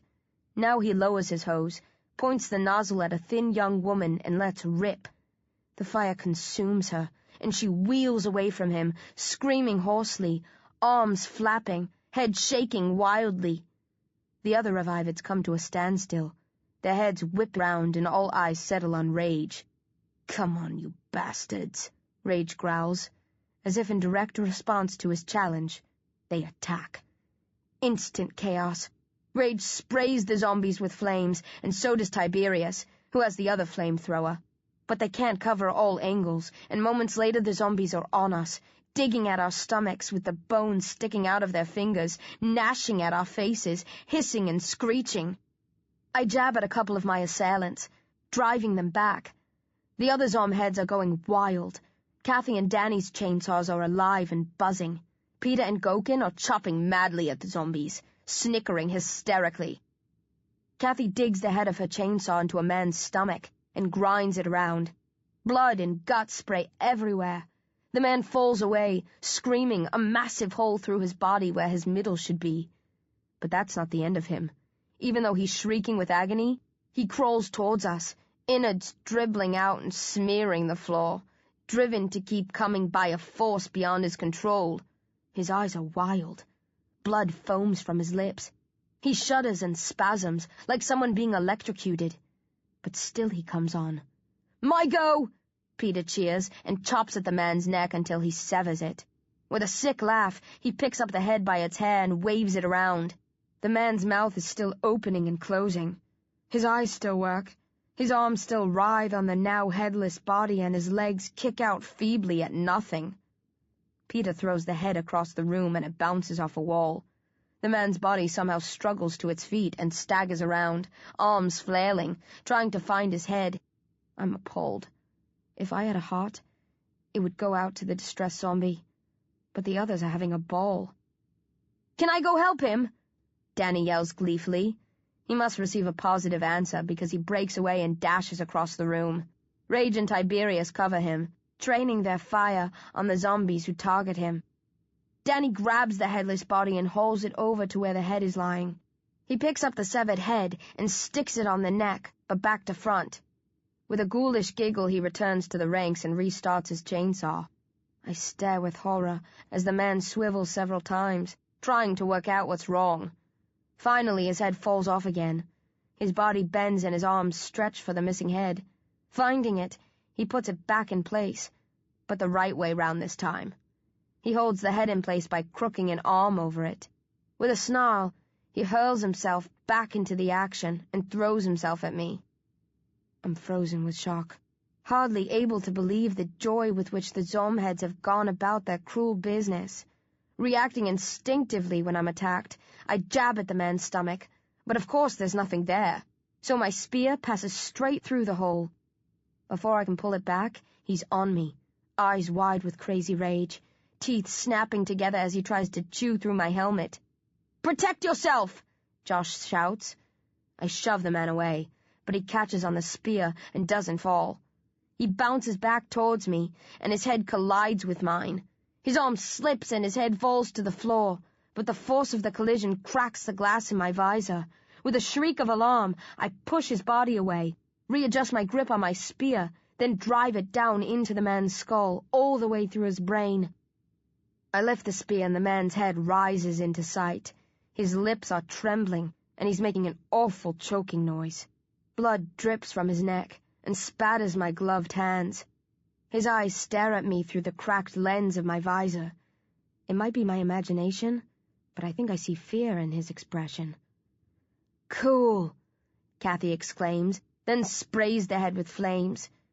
The stench of burning flesh and hair fills my nostrils, and I gag. If I'd eaten anything recently, I'm sure I'd throw up. But my stomach is empty, so I only dry heave. "Sod this," I cry, and throw my spear away. "Becky," Josh snaps, "what are you doing?" Losing all control, I step away from the others and rip loose my helmet, freeing my face. "Replace that," Josh yells. "Get back in line."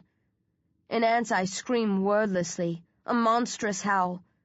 The world tilts crazily around me. I can't take this anymore. I want it to stop. I clamp my hands over my ears and try to shut my eyes. When I remember that I can't, I scream again and grab the spear. I kick the flaming head off of it, then snap the shaft in two. I point the haft with the tip at my eyes, determined to blind myself to this nightmarish spectacle, maybe even dig around, rip out my brain, and finish the job that Tyler started all those months ago. Rage knocks my arm aside. I bring it up to try again, but he grabs my hand and forces it down, then wrestles the spear from my fingers and tosses it away. I curse Rage and swing for him with my fists. Zombies crowd around and tear and snap at us. I feel bones scrape down the back of my exposed neck. I shriek madly and roar them on to success. Rage swears and punches me. My nose pops and blood oozes out.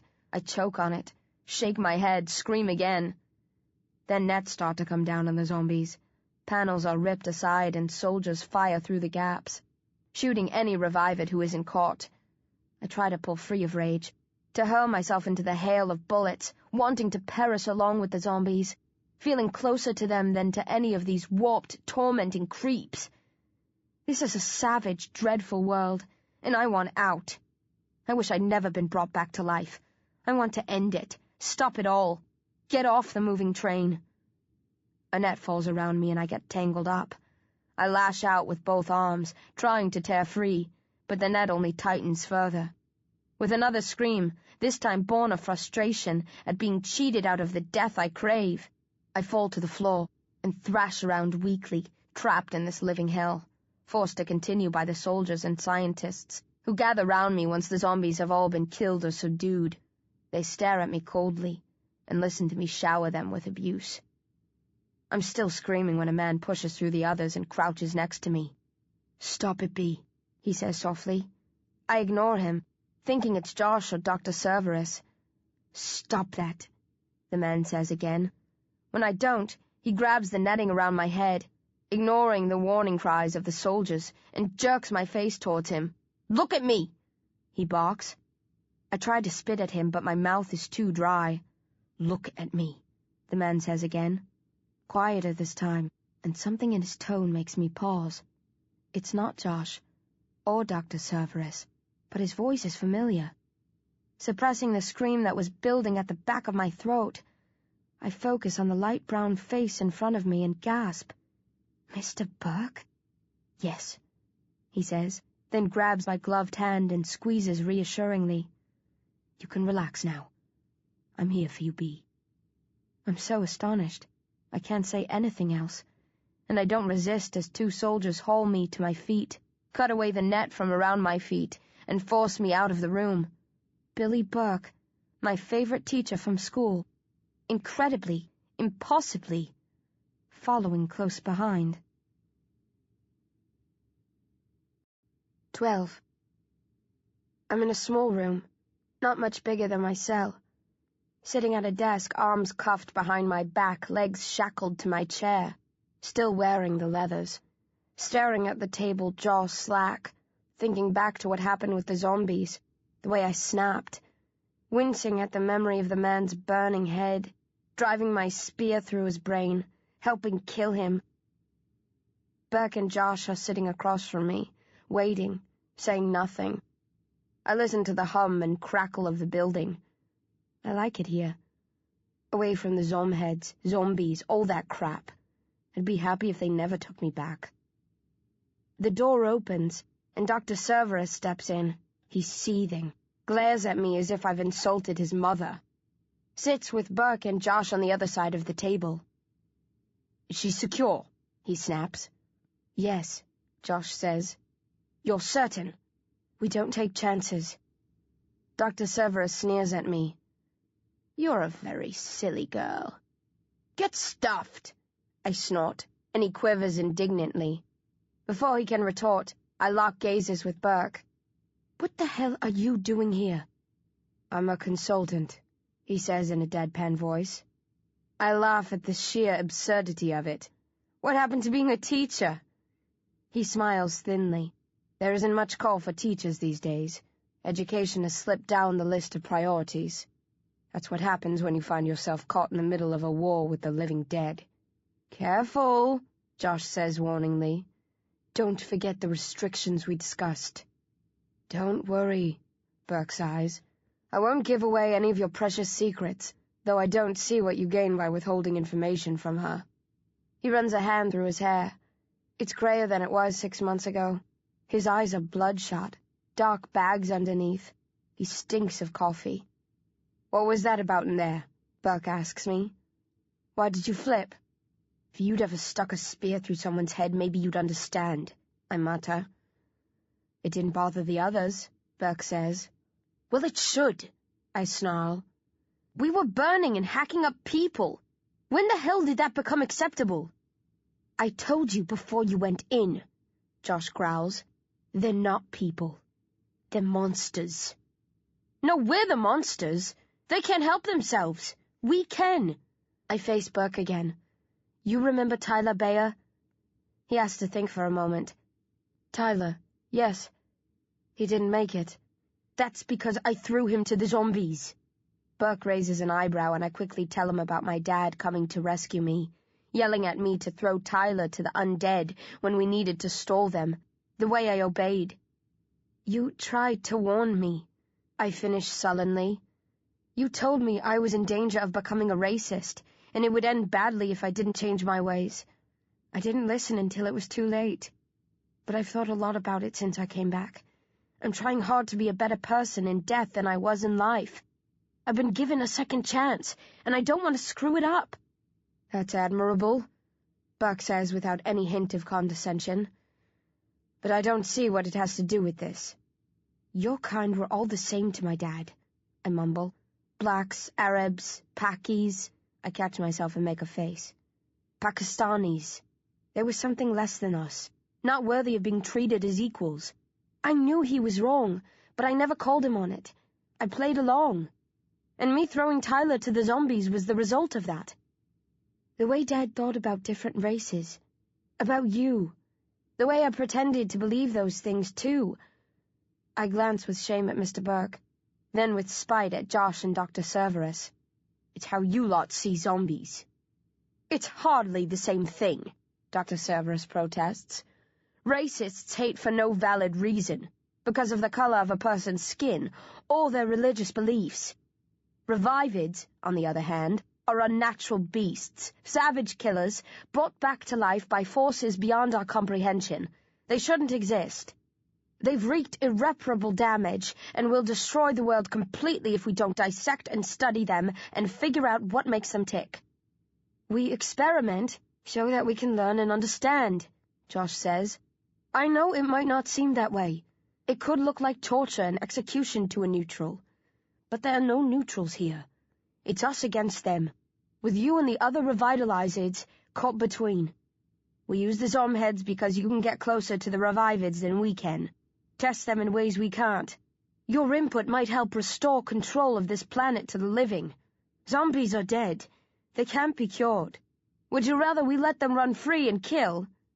"No," I scowl. I understand why you have to stop them, why you lock them up, even why you execute them, but there must be other ways to experiment on them. I look pleadingly to Burke. There must be. Of course there are, Burke says. Billy, Josh growls. Burke waves away the soldier's objection. She's not a fool. You're right, B. It is cruel. It's inhuman. On a moral level, it's unpardonable. He shrugs warily. But we're at war. That's not a great excuse, I know. I certainly wouldn't have let my students get away with it in class if they tried to use that argument to justify war crimes. But this is where we're at. I don't call the shots, and I don't have the right to pass judgment. So I do what I can to help, even if it means going against everything I once believed in. He nods at Josh and Dr. Cerberus. These gentlemen would appreciate it if you would too. I shift uncomfortably. It's wrong. Yes, Burke says, but we're asking you to cooperate regardless. You were better than that once, I whisper. Burke winces, looks away shamefully, doesn't respond. A racist zombie taking the moral high ground, Dr. Cerberus jeers. She's not a zombie, Burke snaps. Thanks to you, Josh says softly. I frown. What does that mean? Burke is looking at Josh, surprised. I thought I wasn't supposed to mention that. You weren't, Josh says. But if we tell her, maybe we can get through to her. Burke chuckles cynically. When all else fails, try the truth. He winks at me. We don't know why certain zombies revitalize. It's a mystery. Based on all the studies we've conducted, it shouldn't happen. The dead lose their senses. Their brains shut down and all traces of their old selves are lost. In damn near all of them, that loss is permanent. No way back. But a few of you defy the laws. You recover consciousness and carry on as you did when you were alive, for however long your bodies hold up. Any idea how long that might be? I interrupt. Burke checks with Josh, who frowns and shrugs. Why not? He says with just a hint of dark relish.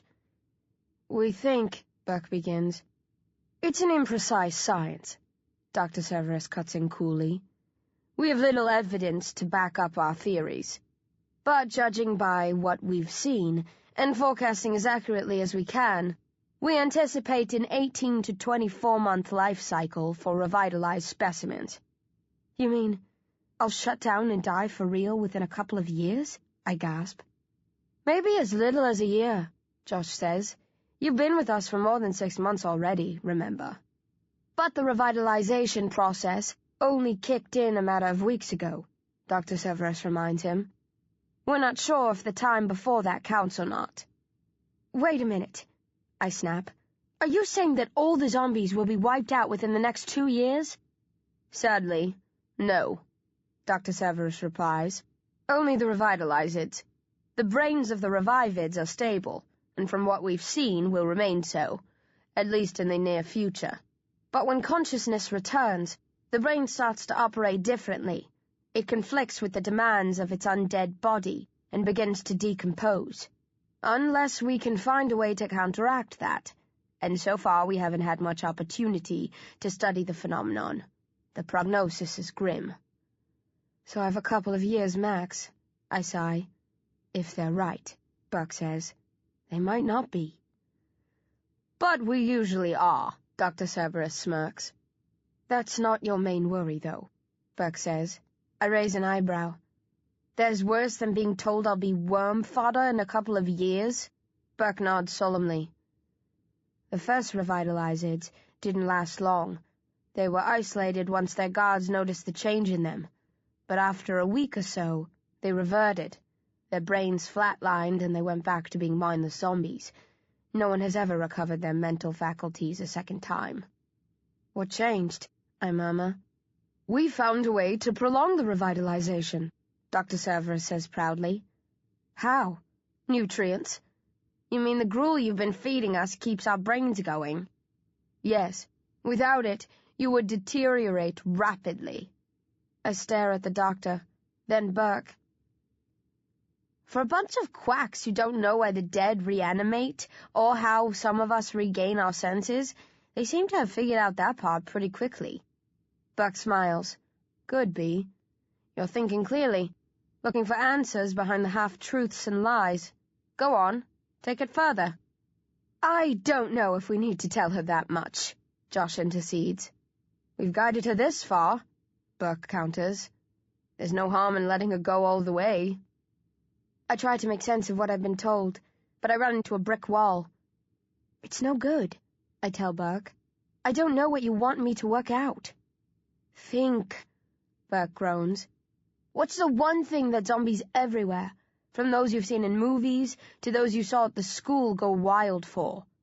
If you had a zombie locked up and it was bellowing and wailing, how would you calm it down? I stop, flashing on an image of the video footage that Josh showed me, of me bent over a boy, digging around inside his skull. In all the films I saw, all the comics I read, I never came across a zombie who didn't hunger for the juicy grey matter common to humans everywhere. The kind of grey matter, I realize with a sick jolt, that Riley has been serving me every day. Buck sees that I'm up to speed. He grins humorlessly, then says without emotion, They've been feeding you human brains to keep you conscious. You need them to survive. So, tell us again, Dr. Cerberus says smugly as I stare at them with revulsion and horror. Who's the monster here? 13. There's a long silence while I come to terms with what I've been told. This is certainly a meeting to remember. It's not every day you find out that you've got less than 2 years to live, and, by the way, you've been feasting on human brains for the past month. But after my initial shock, it doesn't take me long to get a handle on myself. Where did the brains come from? I ask. Buck says, I told you, humans. I mean, are you killing people in order to feed us? Don't be ridiculous, Dr. Cerberus snorts. The casualties have been horrendous, Josh explains. We can't put an exact figure on how many people have been slaughtered, but in London alone we reckon it must run into the millions. That's not including the hundreds of thousands who have been turned, Dr. Cerberus points out. Just those who were killed, whose heads were cracked open, so that they couldn't revive. We've mopped up a lot of corpses, Josh continues. Revivids rarely clean out a skull. They almost always leave bits of brain behind. Ever since we realized what revitalizers need, we've been collecting brain matter and storing it. There's silence again. I stare at the wall above Buck's head. This wasn't how I saw my life going when I was at school. I didn't have any great career plans, but cannibalism was very far down my list of options. I chuckle dryly and lower my gaze. You know what? I grin crookedly. Sod it. I always wanted to go on a TV show and eat things like bugs, snakes, roadkill. This is a dream come true. Bring it on. I'll eat whatever the hell you chuck at me. I rub my stomach slowly. Yum. Buck smirks. I told them you were a piece of work. He glances at Josh. I bet you're glad now that you listened to me. We'll see, Josh mutters. She hasn't agreed to cooperate yet. I frown, thinking back a few minutes, then turn to Burke. Josh said it was thanks to you that I wasn't still a zombie. What did he mean? I was coming to that before you sidetracked me. Burke crosses his hands on the table and looks at me seriously. Revitalizers need brains to thrive. If we don't feed them, they regress. In most cases, the staff here let that happen. I cock my head sideways. Come again? The percentage of revivids who revitalize is minuscule, Dr. Cerberus says defensively. But if you take a group of hundreds of thousands, even a fraction of a percent is significant. I figured there must be more of us, I say slowly, that adults and younger kids were being held elsewhere. Of course, Dr. Cerberus says. We keep a sample of all age groups, races, both sexes. A sample? I repeat, knowing what that must mean but waiting for them to confirm it. They let most revitalizers regress, Burke says. His gaze hasn't wavered. They separate the conscious zombies, hold them in a cell, don't feed them, then return them to the general holding pens once they've lost their bloody minds? I roar. I tried to jump to my feet, but the chains around my ankles hold me in place. There are limits to the numbers we can maintain, Dr. Cerberus says calmly. Bullshit, I retort. You just don't want the hassle. We only need a few to study and help us with our experiment, Josh says. What would we gain by keeping the others? They can think, I scream. They're people. They have rights. Rights? Josh sneers. Only the living have rights, and they're not alive. Not really. You aren't either. You're a freak revived. Nothing more. A threat to any normal person, never more than a few skipped feeds away from insane savagery. We keep you because we need you, but you have no rights. You lost those when you died and became a killer. Is that how you think too?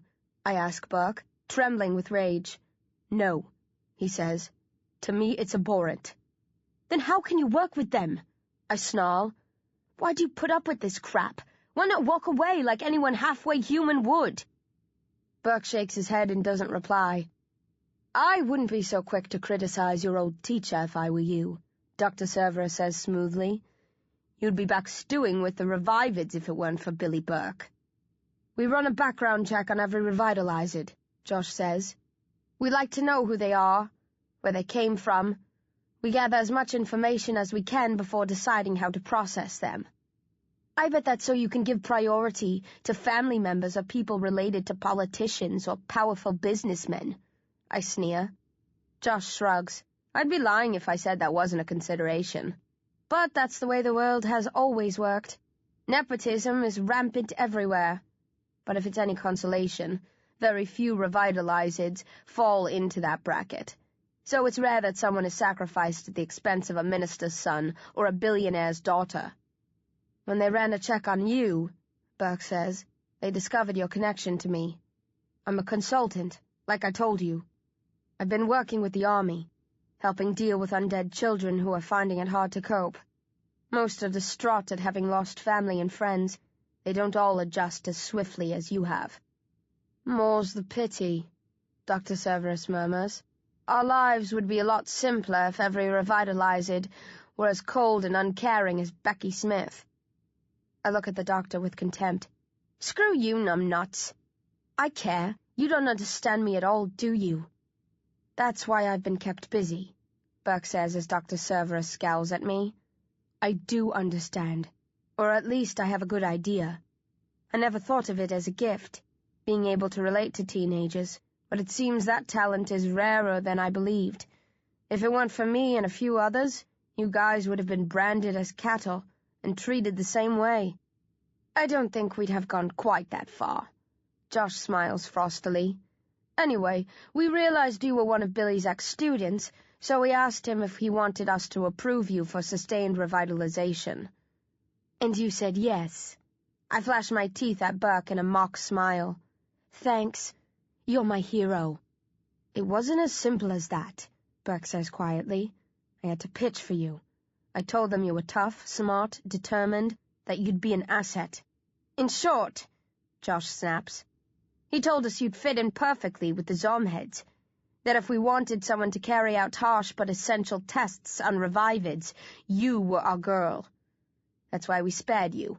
Otherwise, he puts a finger to the side of his head, twirls it round and makes loony eyes at me. Nice to know you think so highly of me, I snarl at Burke. Would you rather I'd let you revert? He asks gently. Should I have abandoned you and left you to rot? I frown uncertainly. I can see where he's coming from, but still. You had no right to promise on my behalf, I mutter. You shouldn't have told them I'd be willing to torture people. Zombies, Josh slips in. And kill them, I finish. I know, Burke says, but I figured if they kept you alive, at least you'd have the chance to make that decision yourself. You're faced with a choice, B. It's not a welcome choice, and I honestly don't know how I'd react in your place, but it must be better than having no choice at all. And that choice is, I challenge him.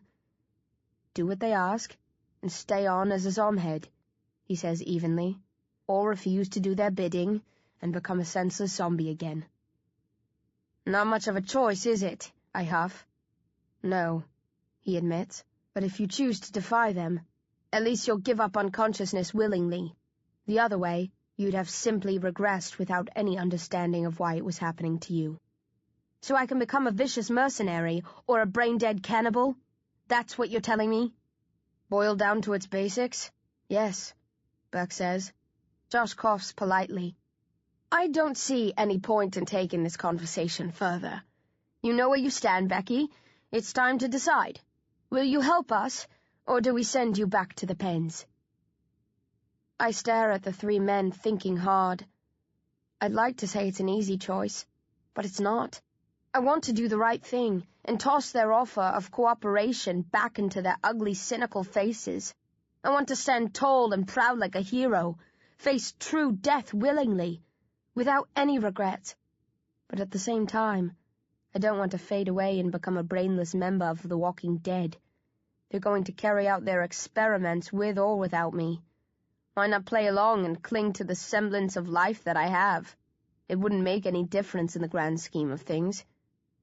When we did history at school and studied the Nazis, I was always scornful of the collaborators, those who morally objected to the cruelties but went along with them anyway, guards at death camps, doctors who were asked to experiment on live subjects, tailors who made clothes for soldiers, factory workers who provided them with guns.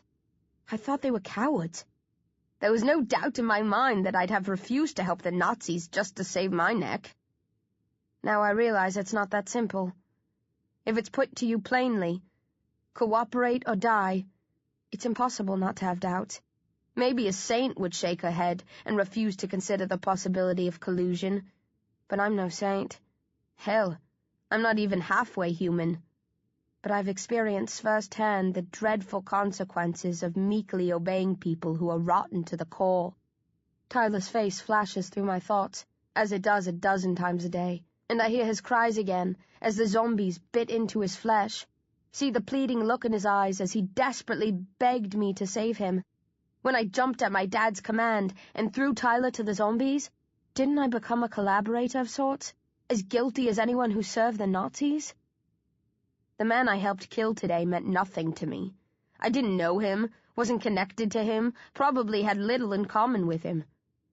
Maybe he was a brute who deserved to die, but even if that was the case, he had a place in this world, a stake to existence, and I took that away from him. I vowed after throwing Tyler to the wolves that I'd never do it again. If I'm to honor that vow, I've got to treat everyone the same, not pick and choose those who count and those who don't. No collaboration. Not if it costs me what little might be left of my soul. I won't do it, I moan, staring miserably at the table. You're a pack of jackals, and I won't join your sick, screwed-up cause, even if you kill me. Oh, we won't kill you, Dr. Severus says. He leans across the table and stares at me coldly. We have a far more fitting punishment for obstinate hypocrites like you. Kneel by mouth. This time next week, when your brain has turned to mush, you'll eat your own mother if we set her before you. And who knows, Josh purrs menacingly, and what I can only pray is nothing more than a nasty little dig. Maybe we will. 14. 3 days pass. I'm locked inside my cell. Nobody visits, not even Riley. No food. My stomach doesn't rumble. I don't feel hungry, but I'm twitchy. I find myself obsessing about the gray gunk that I used to be fed, craving more. I get shooting pains through my head and insides. Sometimes I have to double over and grip my teeth until the pain passes. My vision is getting worse, even though I keep adding the drops.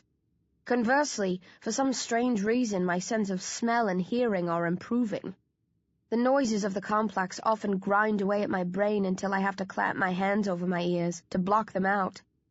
Last night, when I was lying on my bed, I blacked out for a while, the way I used to when I fell asleep. The next thing I knew, I was on my feet, headbutting the mirror. I'd smashed it to pieces, but was still butting it, snarling softly. I've tried to stay active since then, exercising, walking around my cell, doing push-ups and squats. I won't give in to fear. I won't. Let them starve me. I don't care. I'm not going to play their game. I'd rather die than become a killer. Really? A small part of me whispers. Yeah, I tell it. But my voice quivers, and I'm not entirely sure that I can believe myself, that I can stay strong and true. Working out, keeping busy, wanting to cling to consciousness for as long as I can, hoping that if I stay focused, it will help. I've been thinking a lot about Mom and Dad. I'd managed to put thoughts about them on hold over the last few weeks, but Josh's threat about my mum has set me wondering again. I'm pretty sure they're not prisoners here. If Josh really had a card like that up his sleeve, he wouldn't have revealed it so casually. But are they squeezing out an existence in a similar complex? Were they killed? Turned into zombies? Or have they carried on as normal, in a world not much different from the way it was on the day of the attacks? By what I was told, millions of people were killed in London, and hundreds of thousands were turned into zombies. But maybe Josh and the doctor were lying, feeding me misinformation to make me think the situation is worse than it really is. As I'm driving myself mad thinking about the possibilities, the door suddenly slides open, and Josh and Riley stomp into my room. They both look impassive. I was doing squats, but I stop and stand, stare at the pair of them defiantly. I thought you might have had a change of heart, Josh says. The sound of his voice makes me wince, it's so loud. You forgot, I sneer, and pull up my t-shirt to expose the hole in my chest. I don't have a heart. Josh sighs. I'm not enjoying this, Becky. I can rustle up some gruel for you in a matter of minutes if you give me the word. I can give you 2 words, I tell him. The second is off. Can you guess the first? Josh shakes his head and laughs. To my sensitive ears, it's like a jackhammer. I really hope you relent and come to see things our way, he says. You and I could be great friends if you cut yourself a little slack. I'd cut my own throat before I'd claim you as a friend, I grunt. Josh gasps theatrically, then nods at Riley. Take her through. Where? I ask, tensing, thinking this is it. They're taking me back to the pens to dump me with the other zombies. Zom HQ, Riley says, and holds up a pair of handcuffs. I'm going to have to ask you to wear these on the way there and back. What if I don't want to? I have orders to force you if necessary, he says. I don't mean about the cuffs, I snort. Zom HQ. I don't want to go. Aren't you lonely? Riley asks. He's speaking more softly than usual. I think he knows that noises hurt me. No, I lie. Even if I was, I'd rather suffer loneliness than sit with that shower of vipers. I've no friends there. They can all go hang. Even Mark? He wasn't involved with any of the experiment. I shrug. He wants to be. That's because he hasn't seen what they get up to. Riley jangles the cuffs. It's not an option, B. They're determined to send you there. I don't want to hurt you, but if you leave me no choice... I roll my eyes and glare at the smiling Josh. All right. I'll come peacefully. Give me the bloody cuffs. The Zomheads look astonished when I walk in. They also look unhappy to see me. It's a good thing I wasn't expecting a warm welcome. What's she doing back here? Tiberius shouts at Riley as he unlocks my cuffs. I know you've been missing her, so I brought her along to cheer you all up, Riley deadpans, then exits. Rage squares up to me as I head towards my regular couch. What was all that crap about when we were experimenting on the zombies? He growls. You might call it an experiment, I spit. I call it torture and murder. You can't kill zombies, Rage says, looking genuinely surprised. Yeah, I know. They're already dead, I sneer. Why don't you change the track? I've heard that one too many times. It's the regular excuse round here to do whatever the hell you want. But they are dead, Kathy protests. It doesn't matter what happens to them. You're dead too, I remind her. That's different, she growls. We're different. Yeah, but for how long? I sniff. Rage squints at me. What's that mean? I consider telling them what I've learned, about how we regress if we don't feed, that we're kept conscious purely to serve the whims of Dr. Cerberus and his mob, who can take our minds away from us any time they please. But I don't think they'd thank me for enlightening them. Treat me to a beating, more likely, for being the bearer of bad news. Just leave me alone, I mutter, shouldering my way past rage. She thinks she's better than us, Tiberius jeers. She probably wants to spread joy and peace among the zombies. Are we savages, Becky? Shall we be put down like rabid dogs? I ignore him, grab a file and set to work on my teeth. I wasn't allowed a file in the cell, so they've sprouted. The others toss a few insults my way, but ease up when I don't bite back. I'm glad when they stop talking.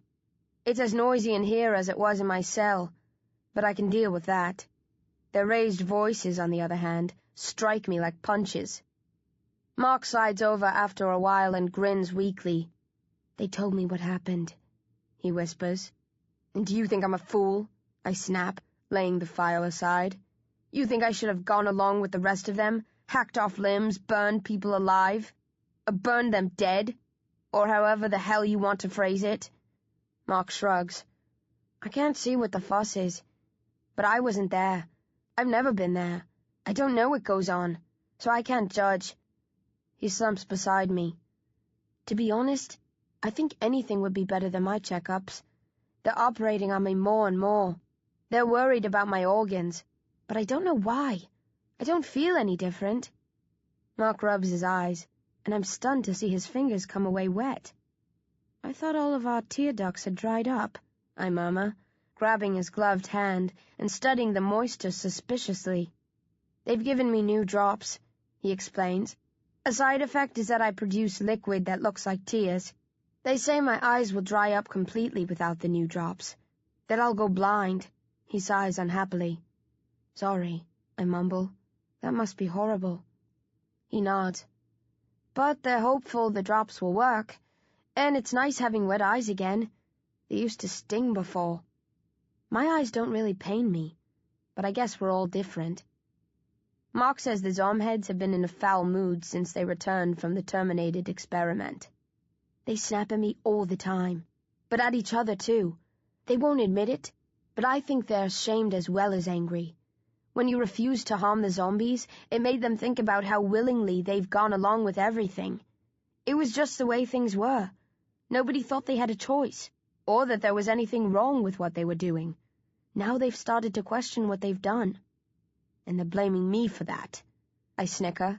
Nobody likes a smart-ass who shakes things up. The world's a lot simpler if you don't think too much about it. I'd be mad too in their shoes. I didn't want to rock the boat. I just couldn't take it. I can't see the Revivids as monsters. They're still people in my eyes. Mark gives my arm a squeeze. Don't worry, he says. They'll forgive you. Everyone's grumpy because of the diet. But once they give us back our regular rations, I'm sure— What are you talking about? I cut in sharply. They stopped feeding us a couple of days ago, he says, surprised by my tone. You mean after the others came back from the experiment? I press. Yeah, they fed us the first day, same as normal, but nothing since. I curse loudly, and everyone looks at me. I start to get to my feet, to tell them of my suspicions, then pause and sit down again. I might be wrong. Best not to say anything until I'm certain. I don't want to stir them up if there's no real reason for it. So I keep my own counsel and sit out the shift, the hours dragging even slower than usual. When Riley comes and takes us away, one by one, like he always does, I wait until he's leading me back to my cell, then grunt my question at him without looking around. Are the others being starved because of what I did? Yes, he says without hesitation. It was Dr. Cerberus's idea. I don't like it, but my vote doesn't carry much weight round here. My fading eyesight, my improving sense of smell and hearing, that's part of the regression? Yes, he says. Revivids rely on their nostrils and ears more than their eyes. The others haven't been denied food quite as long as you have, so they haven't deteriorated as much as you. But they'll start to notice a significant change within the next day or two. How long can we go without food before we turn completely? I ask. It varies from one revitalized to another, he says evenly, but nobody's ever lasted more than a week. Are the doctors serious about this? It's not a bluff. Dr. Severus doesn't bluff, Riley says with what sounds like a genuine sigh. He doesn't need to. There are other revitalizers he can turn to. So, if I refuse to cooperate, I falter, so Riley finishes the sentence for me. Then they'll let Mark and all the other Zom-heads starve and turn back into brain-dead zombies. 15. I spend my time in isolation trying to decide whether or not to tell the others about the threat we face. It should be a straightforward call. They have a right to know, but I'm worried about how they'll react. They kill revivids because they see them as monsters. If I told them that we need to eat brains to survive, and that we're being denied the gruel because of my refusal to play ball with Dr. Severus and Josh, they might rip me to pieces. Literally. I've seen them do it to others. Killing gives them a buzz, and it's bull when they say that they only do it because they have to. There's a good chance they'll slaughter me if I tell them the truth, in the hope that Dr. Severus will restore their rations if I'm removed from the equation. A lot of normal people would sacrifice me in a situation like this, so I can't expect too much compassion from a pack of semi-living beasts. Then again, maybe they deserve the benefit of the doubt. It's wrong to let them perish in ignorance, and if they kill me, what of it? I'll be brain dead in a couple of days anyway. Why drag the rest of them down with me? Because they're bastards, I mutter, and brood about it some more. Everyone's sour as stale yogurt the next day. The lack of nutrients is kicking in big time. The Zom-heads are wincing at noises, groaning as hunger pangs shoot through them. They can't understand why they're being denied the grey gloop, or why they feel as rough as they do. We must have done something wrong, Tiberius insists as they knock the issue back and forth. Nah, Gokin says. It's a test, isn't it? They want to see what we do when we get hungry. Oh, rip Riley's head off, Peter growls. That'll show them what I do. It isn't Riley's fault, Danny says. He's not enjoying this. It's bloody Josh who's behind it. No, it's not, Kathy shouts, then makes a face and lowers her voice. It's Dr. Severus. Josh doesn't have any say in how they test us. It's the scientists who decide those things. I'll ask Josh what's going on the next time I see him. Oh, I'm sure he'll tell you, Tiberius simpers. You mean so much to him. Kathy flips him the finger, then glares at Rage. He's the calmest of everyone, watching an old episode of some American sitcom set in a bar, chuckling softly at the punchlines. I don't know why you're so happy, Kathy snarls. You're part of this too. You'll starve with the rest of us, no matter how many asses you kiss. Chill, baby, Rage sniffs. The Turk's right. They're testing us. Once they've compiled enough data, they'll feed us again. They need us. We're their blue-eyed darlings. Maybe they're feeding you on the sly, Danny challenges him. Maybe that's why you don't seem bothered. Believe what you want, Rage shrugs. You never say a bad word against them, do you? Peter spits. You're a right muppet. I relish the easy life, Rage counters. If we scratch their backs, they'll scratch ours. You don't win any prizes for rubbing against the grain.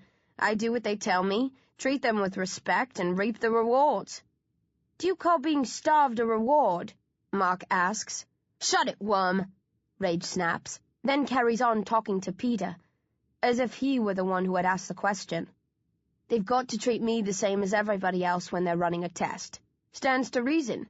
But in the normal run of things, by keeping them sweet, I get anything I ask for. Films, games, magazines, even girls if I wanted. Danny laughs out loud, ignoring the others as they moan and slam their hands over their ears. Girls? He shrieks. What the hell would you want with those? We're all dead down below. We can't do anything with girls except look. That's why I said if I wanted, Rage replies smoothly. Mark is frowning and staring at his groin. This is news to me. I hadn't realized that boys were impotent, though now that I consider it, It makes sense. No blood flow to stir the sleeping soldiers. If the situation weren't so dire, I'd have a good chuckle about it. But they've more important things to worry about than dodgy machinery in their boxer shorts. And on impulse, having listened to them waffle on about this all day, without saying a word, I suddenly decide to solve the mystery for them. It's because of me. They're starving you because I won't torture the revivids, and they're not going to stop until... I draw to a halt. Everyone is staring at me, even Rage, who doesn't look so cocky anymore. Go on, Tiberius says stiffly. The grey junk they've been feeding us is human brains. We know, Tiberius says. You know? I exclaim. He shrugs. It's obvious. We figured that out months ago. Zombies eat brains. Everyone knows that. You never told me, I huff. We didn't know that we needed to, Tiberius sneers. How thick are you? Enough of that, Rage snaps, getting to his feet. He looks uneasy. Finish what you were going to say. We need the brains to stay conscious, I mutter. Without regular feeds, we'll lose our senses and become revivids again. And if we do, we can't recover. We'll be stuck like that forever. Rage stares at me coldly. Everybody else is gaping, too. They told you this? Kathy asks. Yeah. And you said nothing? Her voice rises. You let them starve us, knowing what would happen, not saying a word? I'm telling you now. You bitch! She shrieks. That's the first thing you should have... I'm calling Riley, Rage says heavily. I'm going to tell him that you've agreed to do whatever they ask. Then we're going to go tear some zombies to shreds, and you'll hack them up, burn them, slice them into little pieces, and that will be that. No, I whisper. They're people. I won't do it. You bloody well will, Rage snarls, stomping towards me. I stand and face his challenge, hands by my sides. I don't flinch when he makes a fist and holds it threateningly in front of my face. A beating won't change my mind, I tell him. I've been in plenty of fights, taken more than my fair share of thrashings. I took them at home, too. My dad was handy with his fists, knocked me and my mom around all the time. You can smash me to a pulp, break my arms, snap my fingers, rip my ears off. It won't matter. I won't give in. I'll kill you, Rage croaks. Maybe, I concede. I'll fight back, and I think Josh will stop you before it gets that far. But if you're tough enough and fast enough, maybe you can finish me off before they intervene. Do it, Danny says flatly, stepping up beside Rage. I'll help. Me too, Gokin growls. What about the rest of you? Rage barks. I dunno, Peter says, looking worried. She's not like the other zombies that we kill. She's one of us. But she won't be if they don't feed her, Kathy says, then frowns. How long before we change? She asks me. No one can last more than a week without being fed, so a few days at most. Kathy's face hardens. Kill her. If she's going to revert anyway, we should off her while we can. Otherwise we'll all turn into revivids. No, Mock moans. We can't do this. It's not right. It's murder. But if it's us or her, Rage says heavily. Tiberius pushes past Rage and glares at me. I wait for him to condemn me too, but to my surprise he comes out with something bizarre. I was named after Captain Kirk in Star Trek. Everyone stares. I tell people I was named after the river in Rome, but really it was after Kirk. His full name was James Tiberius Kirk. My mom and dad loved Star Trek. They made me watch it all the time when I was growing up. Except they didn't have to make me. I loved it as much as they did. Kirk was my hero. Is this going somewhere, or have you lost your marbles? Danny huffs. Kirk always stood up for the underdog, Tiberius says. Every week. Him and his crew risked their lives to save others. They killed the bad guys when they had to, but they never killed innocents, not even to save themselves. That was just a TV show, Kathy jeers. Tiberius nods. I know, but it was right. I watched Kirk, Bones, and the rest of them, and I knew they were doing the right thing. I was sure I'd do the same thing in their position. I used to hope that one day something dangerous would happen to me, so that I could prove how brave and loyal and human I was. Revivids are different, Tiberius says, facing rage. I don't think Kirk would have fought for a load of mindless walking corpses. But Peter's right. Bee's one of us. If we kill her, we really will be monsters, and I'm not prepared to let that happen. And I'll fight with her if I have to.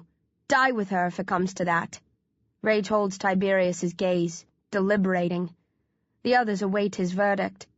Finally he grunts and looks aside. We'll think it through some more, he mutters. I'll have a chat with Riley, see if there's another way to sort this out. But if there isn't, well, we'll discuss that tomorrow. See how we all feel about it then. Rage returns to his couch and the others disperse, shooting me dark looks. Mark and Tiberius remain. Mark's trembling. Tiberius is stiff as a mannequin. Thanks, I mutter, knowing the word isn't enough. Screw you, Tiberius says. You're crazy, making a stand like this. Go away and have a rethink, then start cutting up zombies like you're told. Because if you don't, I doubt I can save you next time. He glances at me and I've never seen such an expression before, torn between pride and self-loathing. I don't even know if I'll try. Then he storms off, and Mark slips away too, leaving me alone, hated, a pariah. But, against all the odds, they didn't kill me. I'm still alive. But not, I suspect, for long. 16. In my cell, lying on the bed, the pain is worse than ever. My head throbs and my fingers tremble wildly. I had the dry heaves a while ago, my body in revolt. I tried exercising and keeping active, but now it hurts too much when I move. I think I'm close to the end. All I want is to shut my eyes and drift off. I don't care if I never regain consciousness. I'm sorry, I whimper, but I don't know if I'm apologizing to the ghost of Tyler Bayer for killing him, my mom for letting Dad beat her up for so many years and not reporting him, myself for giving up, or somebody else. I'm not at my sharpest at the moment. There's a screeching sound from the corridor, and I jam my hands over my ears, groaning weakly. The noises have increased over the last few minutes. I've been hearing all sorts of things, explosions, tearing metal, screams. I know they aren't real. It's just my brain cascading out of control, warping ordinary sounds out of recognition. Is this how it is all the time for regular zombies? Is that why they moan so much? I try to imagine a lifetime of this crazy noise, shaking from the hunger, nearly blind, scouring the ruins of the world in search of brains. Some life. Maybe I should end it all before I regress. I lower my hands and stare at the sharp bones sticking out of my fingertips. It would be difficult, but I'm sure I could crack open my skull and scoop out enough of my brains to put myself out of my misery. It would be a gruesome way to die, but wouldn't it be better than shuffling around as a lost, tormented soul for the rest of my wretched years? As I'm staring at my fingers, trying to work up the courage to end it all, the door to my room slides open. The sounds outside amplify immediately and I wince. I glance up from my hands, expecting Riley, or maybe Dr. Cerberus and Josh, but whoever it is, he's standing in the corridor, not showing his face.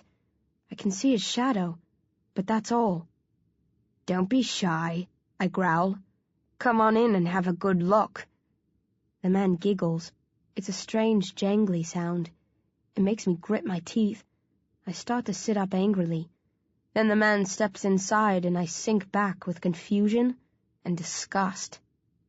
It's a clown, but no clown that you'd ever see in a circus. Not unless it was a circus in hell. He's dressed in a pinstripe suit, but with colorful patches stitched into it in lots of different places. There are plenty of bloodstains, too. A severed face hangs from either shoulder. The faces have been skinned from the bone. I think one came from a woman and the other from a man, but it's hard to be sure. Lengths of gut are wound around both his arms, long strands of intestines, glistening and dripping. Along his legs several ears have been pinned to the fabric of his trousers. He's wearing a pair of oversized red shoes, a small skull sticking out of the end of each. They could be the skulls of some breed of monkey, but I don't think they are. I think the skulls came from human babies. The clown's hair has been sourced from a variety of heads. There are all sorts of locks, every type of color, shade and length stuck to his skull. No, not stuck. As he comes closer and giggles again, he bends slightly, and I see that the clumps of hair are stapled to his scalp. There are dried bloodstains around many of them, and fresh blood flows from a few. The clown has a painted white face, but that's the only traditional touch. The flesh around his eyes has been carved away and filled in with what looks like soot. A pair of V-shaped channels run from beneath either eye to just above his lips, which have been painted a dark blue color. The channels have been gouged out of his cheeks, and the exposed bone has been dyed bright pink. Instead of the usual red ball over his nose, he somehow attached a human eye to it. Little red stars have been dotted over it. I do nothing as the surreal clown advances. I'm frozen in place. I'm praying that this is an illusion, a product of my fevered brain. But he doesn't look like a dream figure. By all rights, he shouldn't belong to this world, but he certainly seems at home in it. The clown hops from foot to foot, performing a strange little shuffle, still giggling, drawing closer. Now I spot a button on his chest, round and colorful, a sort a child might paint. Daubed on the button, in very ragged handwriting, is what I assume is his name. Mr. Dowling. He reaches the foot of my bed and beams at me, lips closed, eyes wide, looking crazier and more menacing than anything I've ever seen. His eyes continually twitch from one side of their sockets to the other. His skin is wriggling, as if insects are burrowing beneath the flesh, close to the surface. I want to kick out at the nightmarish clown, or slide past him and race from the cell, but I can't move. It's like I'm locked down tight. I can't even whine. The clown reaches out and slowly strokes my right cheek. His fingers are long and thin. Much of the flesh has been sliced away from them. I glimpse bone through a mishmash of exposed veins and arteries. He's not a zombie. He has normal-looking nails, and I can feel his pulse through the touch of his fingers, so I can't understand how he tolerates these open, seeping wounds. Withdrawing his hand, the clown, Mr. Dowling, leans over until his face is in front of mine, his eyes steady for a moment, and he looks straight at me. Only it's more like he's looking through me. I feel as if he's reading my thoughts, stripping my mind bare, unraveling all of my secrets. The clown's smile spreads. His eyes start dancing again. He opens his mouth. Spiders fall from his blue lips, a rain of arachnids, small and scuttly. Hundreds of legs scrape my face as they pour upon me, over my eyes, into my mouth, up my nose. With a scream of shock and terror, I snap back to life, hurl myself from the bed and roll across the floor, swiping spiders from my face, mashing them to pieces with the heels of my hands, spitting them out, picking them from my eyes, screaming over and over. I never thought of myself as an arachnophobe. Then again, I've never been covered with spiders until tonight. I shake my head and wipe my hands across my face and scalp, brushing the last of the spiders away. Some scurry across the floor, seeking the shelter of the shadows under the bed. I poke the bone of my little finger into my right ear, then my left as carefully as I can, not wanting to rupture the drums within. Then I explore slowly with my fingers. They're gone. With a shudder, I stand, squash a few more of the spiders underfoot, and turn to face the otherworldly clown. He isn't there. If he was real in the first place, and I wouldn't think that he was if not for the spiders, he slipped out while I wasn't looking, and he left the door open. Still shaking, I glance around my cell to make sure he's not lurking, waiting to pounce on me from behind when I think I'm safe. Once I'm convinced that he really has gone, I call out shakily, "Hello?" There's no answer, but the noises outside are louder than ever, the screams especially. I no longer think that they're the product of my skewed senses. Steeling myself against every sort of imaginable horror, I edge closer to the open doorway. I keep thinking that it will slam shut, but it doesn't, and seconds later, I ease out of my cell, into the corridor, in the middle of a blood-red storm. 17. Soldiers are battling with zombies at the end of the corridor. A small group of humans, no more than 4 or 5, against a dozen or more of the living dead. The soldiers have guns and are firing openly on their enemies, but unless the bullets strike their heads and rip the zombies' brains apart, they don't do any real damage. And the zombies aren't giving the soldiers the time or space to squeeze in many clear headshots. My first instinct is to try to help the soldiers. It doesn't matter that they've been keeping me captive, or that they've been deliberately starving me for the last few days. I feel compelled to help the living.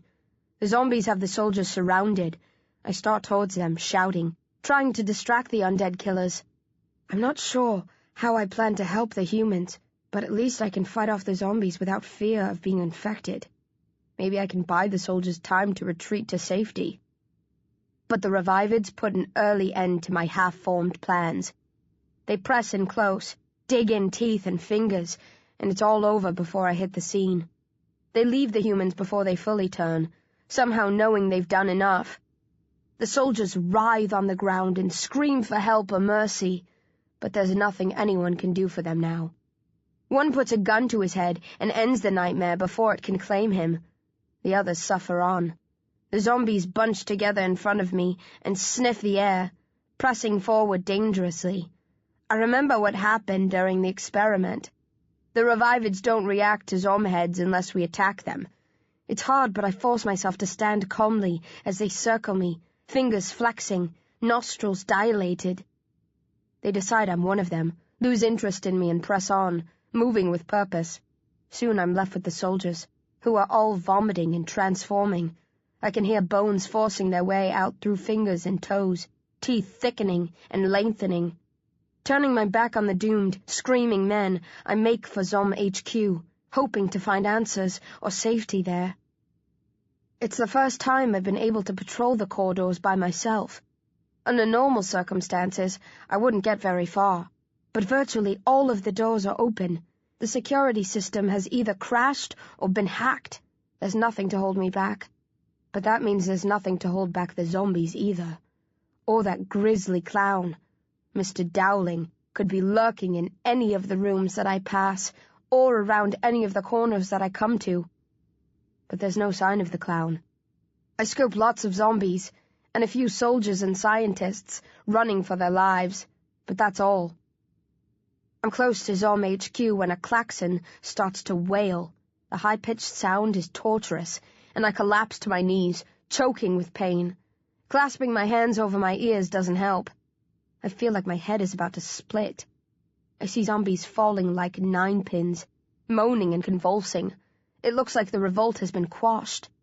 Some bright spark has come to the rescue. It's probably for the best. As much as I hate the crew here for what they've done to me, I don't want to see them all slaughtered. I'll just wait, ride out the pain as best I can, and put up no resistance when they come to take me back to my... The klaxon dies away as swiftly as it blared into life. The zombies rise and shake their heads. They snarl accusingly at the ceiling, then press on in search of fresh victims, back in business, as hungry as ever. I stagger on until I find Zom HQ, but the door here is closed and doesn't open when I push. I pound on it and roar out names. Rage! Riley! Tiberius! But nothing happens. I'm not sure what to do now.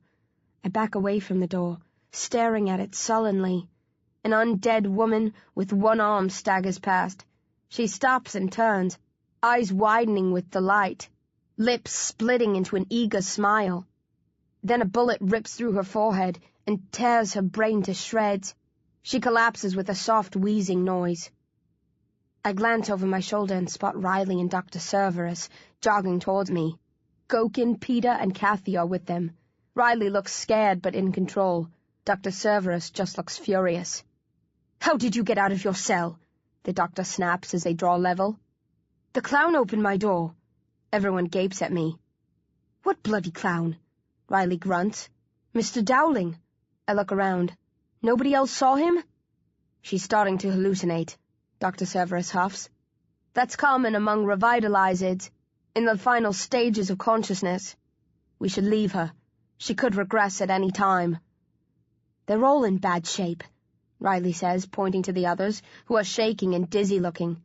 If we're going to try to save the rest, we might as well save B too.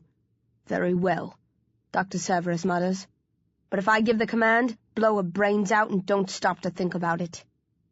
The doctor steps forward, presses his fingers to the panel on the Zom HQ door, then puts an eye up to the retinal scanner. The door slides open, and he looks inside. Nobody home, he says, closing the door again. Why don't we hole up in there? Peter asks. The zombies couldn't get in if we shut the door behind us. Of course they could, Dr. Severus barks. Members of staff have been turned.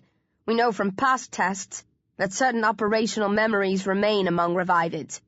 Some of the soldiers and medics might recall what they need to do to open locked doors. If they had clearance when they were alive, they still have it now. So what are we going to do? I growl. Run around like slasher movie fodder until the zombies get us? First, we fetch the others, Riley says as we pad down the corridor, following the animated Dr. Severus. Then, we lock ourselves into a room that requires a digital code. The reviveds won't be able to recall a string of numbers. Their memories aren't that strong. How come you're bothering with us? Kathy asks as we run. Did Josh tell you to help us? I haven't seen him, Riley says. I don't know if he's still alive. But it's our job to protect you. We're under attack. An outside crew has disabled our system and freed the reviveds, and their forces are still active. I thought we were safe when the klaxon kicked in, but obviously they got to that too. I don't think they're interested in the reviveds. They can find more of them anywhere, so they must be after you guys. I've put too much work into this project to see it hijacked now, Dr. Severus says petulantly. Once we've run off these invaders, I'll track down whoever was responsible for the attack and flay their flesh from their hides. So you aren't helping us out of humanitarian concern? I jeer. Of course not, Dr. Severus says. You aren't human. I shake my head admiringly. He might be a son of a bitch, but at least he stays true to himself, even during a crisis. We pick up Tiberius from his cell. It's quiet down his corridor, and he had no idea that anything was amiss. Then push on. A couple of corners later, we run into a pair of reviveds. They go wild when they catch the scent of Riley and Dr. Cerberus. They hurl themselves at the humans. Riley fires but misses. Before the zombies can take him, we wrestle them to the ground and hold them there, while Riley takes aim and shoots. I hate doing this, helping him kill. But we have no choice. It's Riley and Dr. Cerberus, or the reviveds. And while my sympathies should lie with the zombies who've been imprisoned and maltreated, I can't stop thinking of myself as one of the living. Mark's cell is next on our route. The door's open, but he's cowering inside, hunched over in a corner, tears streaming down his face. Those new drops are miraculous. Even with everything else that's going on, I feel a stab of jealousy and wonder why the rest of us have been denied them. Mark, Riley barks. Get your arse in gear. We're moving out. Mark looks up and shakes his head. He opens his mouth to say something, but nothing emerges. What's wrong? I ask, stepping towards him. Leave the little worm, Kathy grunts. Yeah, Gokin sneers. He's acting like a baby, eh? He's coming with us, Dr. Cerberus says with unusual warmth. He shoves past me and crouches by Mark's side. Come on, Mark. We have to get out of here. We're going to take you to a safe place. Mark stares at the scientist. A shadow flickers across his eyes, and for a moment it looks to me as if he blinked. But of course that's impossible. The drops are good, but nothing can be that good. Not for a Zom-head with paralyzed eyelids. Is he out there? Mark whimpers, his gaze shooting towards the open doorway. Who? Dr. Severus frowns. Mark's gloved right hand is twitching by his side, fingers drumming the floor, but when I steal a closer look, I realize he isn't drumming. He's squashing. There are lots of dark smudges on either side of him. They could be ink blots, but I know that they're not. They're smeared spiders. You saw the clown, I say, and Mark's eyes lock on mine. You saw him too? He gasps. I nod heavily. Mr. Dowling. The button. Mark croaks. It wasn't a hallucination. I'd started to doubt myself, but now I know for sure that my giggling visitor was real. There's no time to wonder at it, though. We have to get out of here and find sanctuary. Come on. I take Mark's hand and haul him to his feet. We need to get away before the clown comes back. That puts a rocket under Mark's arse, and he bounces away from me and is first out the door. 18. We push on. Dr. Cerberus calling the shots, leading the way. I ask Riley about Mr. Burke, if he's safe. Riley says he doesn't think my ex-teacher is in the complex at the moment, though he can't be sure. I start to ask Dr. Cerberus, but then he stops at another door and tells Riley to open it. Rage steps out, cool as you like. He raises an eyebrow at us and grins. Are we going on a picnic? This is no time for levity, Dr. Cerberus snaps. The complex has come under attack from an unidentified enemy. I heard. Rage nods. There was all sorts of fighting going on outside my door. I was confused at first. Then I figured it out. He cracks his knuckles. How bad are things, sir? Critical, Dr. Cerberus mutters. The complex has been overrun. Our forces will regain control eventually, even if extra troops have to be summoned. But I have no confidence that stability will be resumed anytime soon. Our lives are in very real danger. Do we have a plan? Rage asks as we jog on, only Danny left to gather. Once we're all together, we'll lock ourselves into a secure room and wait. That's all you've come up with? Rage asks Riley, chuckling bleakly. Just be glad we came for you, Riley snaps. We could have left you to rot. Oh, I'm glad, sir. Truly, Rage says. Then, to my astonishment, he slams an elbow into Riley's nose, dropping the soldier to the floor. As Riley slumps with a muffled yelp, Rage grabs the soldier's gun and takes it from him. What the hell are you? Dr. Cerberus starts to roar. Rage turns and jabs a finger into the doctor's eye, popping it as easily as he would a grape. As the scientist screams, Rage sucks on his finger. Yummy, he grins. Then his face goes hard, and he drives his hand through the side of Dr. Cerberus's skull, cracks it open, and scoops out a handful of brain. My field of vision narrows when I spot the fresh chunks of brain. Pain shoots through me, but it's a pleasurable pain. My mouth falls open, and I advance, the other Zom heads shuffling with me, all of us focused on the juicy substance in Rage's hand. Nuh-uh, Rage jeers, and thrusts a fistful of brain into his mouth. He chews with relish and kicks back Peter as he darts toward the one-eyed doctor. He's all mine, Rage barks, and swiftly shovels out more of the dead man's brain. I feel disappointment and start to turn away, looking for a victim of my own. Then my senses click back into place, and I shake my head. What have you done? I roar, startling the others. They lose their vacant look. Rage is smirking. A growing boy needs his victuals. That's what my gran used to say. He drops the carcass of Dr. Cerberus and smiles tightly at Riley, who is back on his feet and staring at Rage with unconcealed terror. No need to brick it, Riley. I'm not going to eat you. I've had my fill for the day. Why did you kill him? Kathy groans, staring nauseated at the motionless scientist. He was trying to help us. So that he could experiment on us some more? Rage huffs. Screw that. But you were always their favorite, Tiberius notes. You did everything they asked. The golden boy. Yeah, Rage says, and they fell for it. He savagely kicks the corpse of Dr. Cerberus. I've hated these bastards since day one. No one locks me up like a lab rat and gets away with it. But there was no point in hitting out at them when they had the upper hand, so I waited. I had a feeling something like this would happen, that things would break down and an opportunity would present itself. I didn't think it'd be as spectacular as this. but I was sure there'd be a bit of give somewhere along the line. Rage looks at Riley and cocks his head. You still here? I didn't think I was free to go, Riley says shakily. Well, you are, Rage shrugs. You weren't the worst of them. That doesn't mean I won't kill you if I have to. But at the moment, you're not a threat to me. So be a sensible boy and bugger off. What about my gun? Riley asks. Do I look like an idiot? Rage snorts. You put a bullet through my skull the second I gave it back to you. I'm sure you'll pick up something in one of the ammo rooms. If you make it that far. Riley looks at the rest of us for support, but nobody says anything. Fine, he grunts. Damn you all too. He takes off at top speed, desperately searching for something to defend himself with. I focus on Rage and the gun in his hand.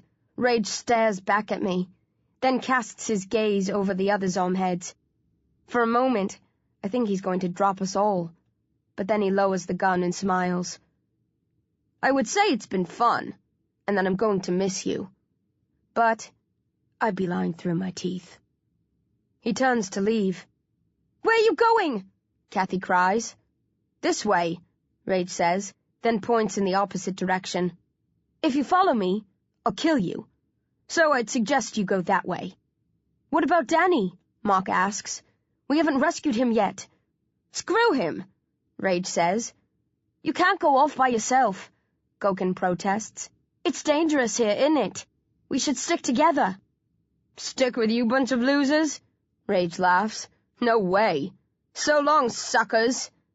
Then he flips us the finger and is gone. 19.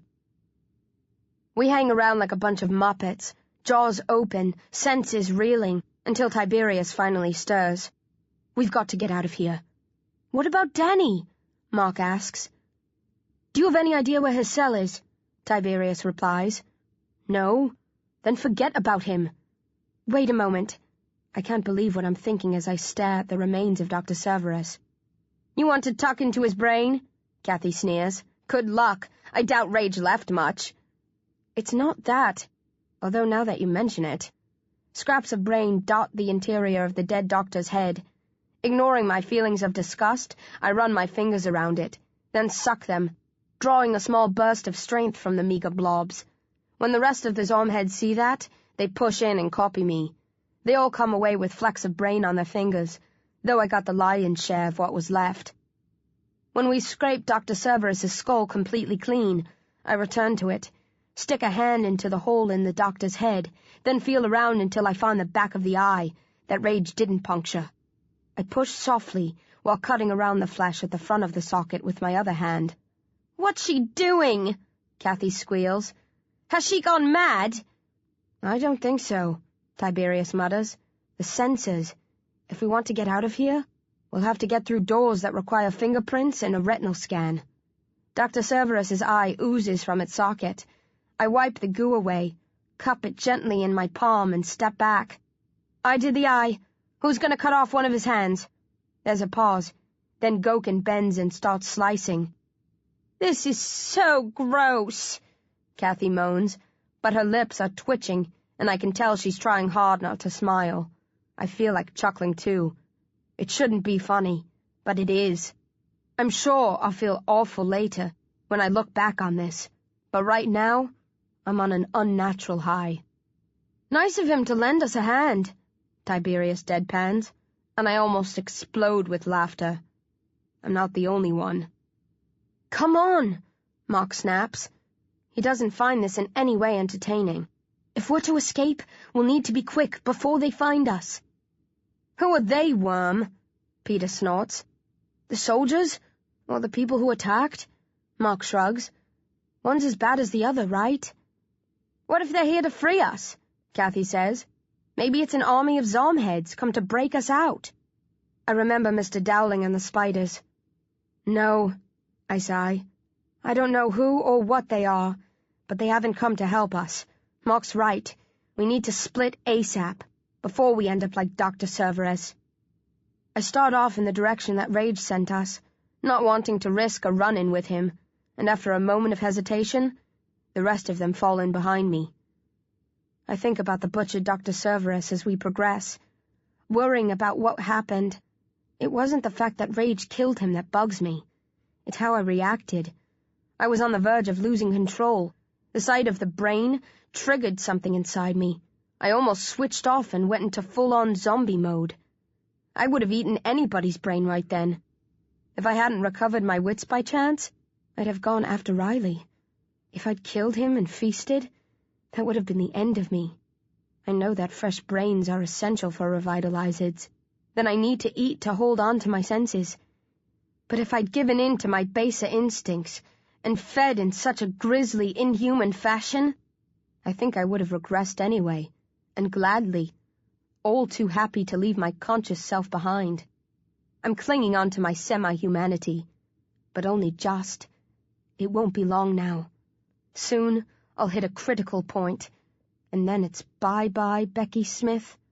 Hello, Zom-B. 20.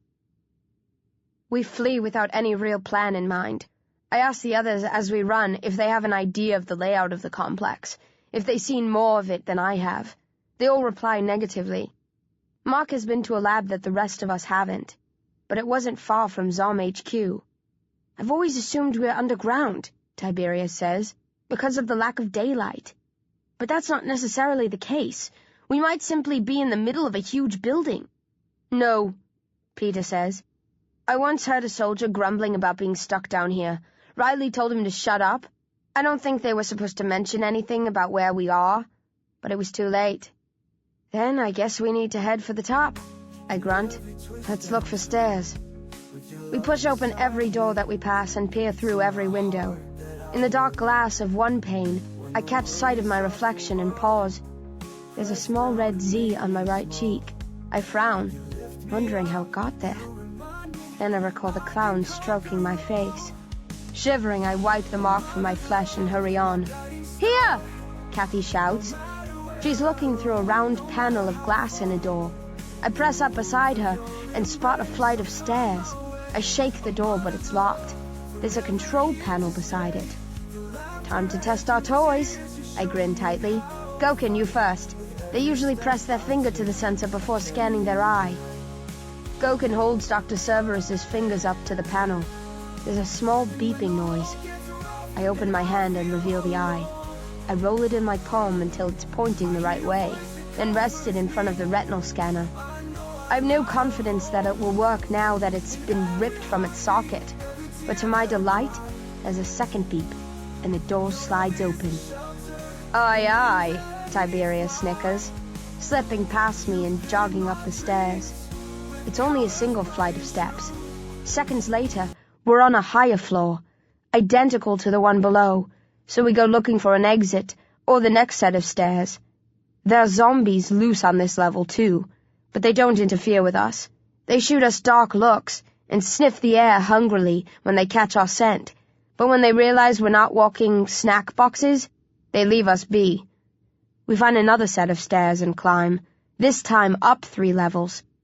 Once again we search for a way out, but after a couple of minutes, Mark looks through an open door and does a double take. What the hell? He mutters. Worm! Kathy barks. This is no time for— Shh! He snaps. And the look on his face tells us this is serious. Curious, we crowd around Mark and gape, slack-jawed, at the hellish drama unfurling within. It's a massive room, the largest I've seen in the complex. Judging by the TV sets hanging from the walls, I'm guessing it's a relaxation area. A much grander version of Zom HQ. Quite a lot of the staff are here, shoved up against one of the walls. They're surrounded by snapping, howling zombies. But the living dead are only occasionally attacking. They're being held in check by a team of people in hoodies. The zombie masters have wrinkled flesh, an ugly mass of purple patches and pustulant, peeling skin. They have pale yellow eyes, and if their hoodies slipped, I know we'd see crops of unhealthy gray hair. I also know that they have no fingernails, and their tongues are scabby and shriveled. They're the mutants I saw in my school, and before that, on a visit to the Imperial War Museum. They were controlling the zombies the last time I saw them. and they're in command now, too, directing the revivids with blasts of the whistles that hang on strings from the necks of each mutant. In the middle of the mutants, and zombies, is the clown, Mr. Dowling. He towers above the rest of them, which is strange, as I didn't think he was unusually tall when I saw him in my cell. Glancing down, I see that he's on stilts, balanced elegantly. Mr. Dowling is waving his hands above his head, swaying gently, beaming insanely. "Come on!"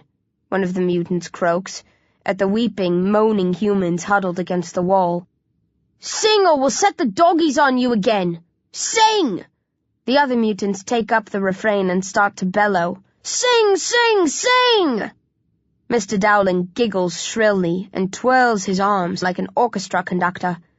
The soldiers, scientists, and nurses begin to chant together, having obviously been told what to sing before we hit the scene. They're out of tune, and not all in sync, but the song is unmistakable. Jingle bells, jingle all the way. Oh, what fun it is to ride in a one-horse open sleigh. The mutants screech with delight and clap enthusiastically. Mr. Dowling sighs happily and cups his hands to his heart, then wipes a finger across his cheeks as if to remove tears of joy. A couple of zombies dart forward and drag humans from the crowd. They carve their skulls open and tuck in. The survivors sing another creepy chorus of jingle bells at the rough prompting of the mutants. While the doomed humans are singing, Mr. Dowling points at a woman and beckons her forward. She shakes her head, terrified, tears coursing down her cheeks. The clown frowns, then draws a finger across his throat. One of the mutants blows his whistle, and a zombie drags the woman out and tears into her. Mr. Dowling smiles and points to another woman. This one hurries forward, not even waiting for him to beckon. When she's in front of him, his smile widens, and he bends over and opens his lips. I expect a stream of spiders to come spilling out, but this time he reaches into his mouth and pulls out a scorpion. It's alive and twisting wildly in his grip. The clown puts a finger to the woman's lips and taps them. With a gulp, she opens her mouth. He sticks his tongue out, then nods at her to do the same. With a delirious giggle, he lays the scorpion on her tongue, then nods for her to close her mouth. With fresh tears, she obeys his command, then falls away a moment later, coughing and choking. The mutants cackle and kick the woman. The zombies hiss, and a few more dart into the fray and emerge clutching, struggling, screaming humans. Then Mr. Dowling's head turns, and he trains his gaze on us. No, not on us. On me. There's no doubt in my mind that he's looking at me specifically. His eyes burn into mine, and his lips twitch as if he's just spotted a dear friend. When the mutants see us, they squeal and dart towards us, dragging zombies with them. Mr. Dowling makes a high whining noise, and they stop instantly. As they retreat, he extends a hand towards me, turns it upside down, then slowly crooks his middle finger, beckoning me forward. "Not even in your sodding dreams!" I scream, then whirl and race away, not caring if the others follow, not worrying about the direction I'm taking, knowing only that I have to get far away from the clown as quickly as possible before he takes me into his embrace and turns me into something even worse than one of the walking, undead damned. 21. I find another set of stairs and surge to the top. The others aren't far behind. We pause and listen closely. There are no footsteps. The mutants don't seem to be chasing us. I double over and make a sighing sound. I feel like I should be panting, but of course I can't, since my lungs don't work properly. "Who the hell was that guy in the clown outfit?" Kathy moans. "And those freaks in the hoodies," Peter exclaims. "Were they zombies? Humans? What?" "I don't think they're either," I tell him. "They're mutants. They were there when my school was invaded. It looks like they work for Mr. Dowling, the clown, but I've no idea what he is, or why they're here, or why the zombies obey them, or—" I shake my head and scowl. "They don't matter. We need to get out of here. We can wonder about it later. But what if they come after us? Kathy whimpers. All the more reason to get a move on, Tiberius grunts, and off we set again. Time seems to slow as we search for another set of stairs. We can't find any, and the longer we go on, the more our spirits dip. We're all in rough shape. The bits of brain we sucked from Dr. Cerberus's head didn't do much for us. The shooting pains are coming regularly now, and I know the others are feeling them too, by the way they wince and twitch every few minutes. My thoughts are starting to swim. It's getting harder to focus. I think we've come the wrong way, Gokin mutters. Just because we're underground, it don't mean the exit has to be at the top, eh? Maybe it's at the bottom. A tunnel that leads to an elevator or something. Peter frowns. But if we head down and don't find it, what then? We come back up, Gokin says. That means slipping past the clown and his mutants a couple of times, Peter growls. I don't fancy that. Maybe we don't have to, Kathy says. There must be other flights of stairs. We've been taking the first set that we've found on every floor. Let's go down a level and... Wait, Mark mutters, looking at the ceiling. Did any of you have attic stairs at home? The sort that rest inside the attic when you're not using them?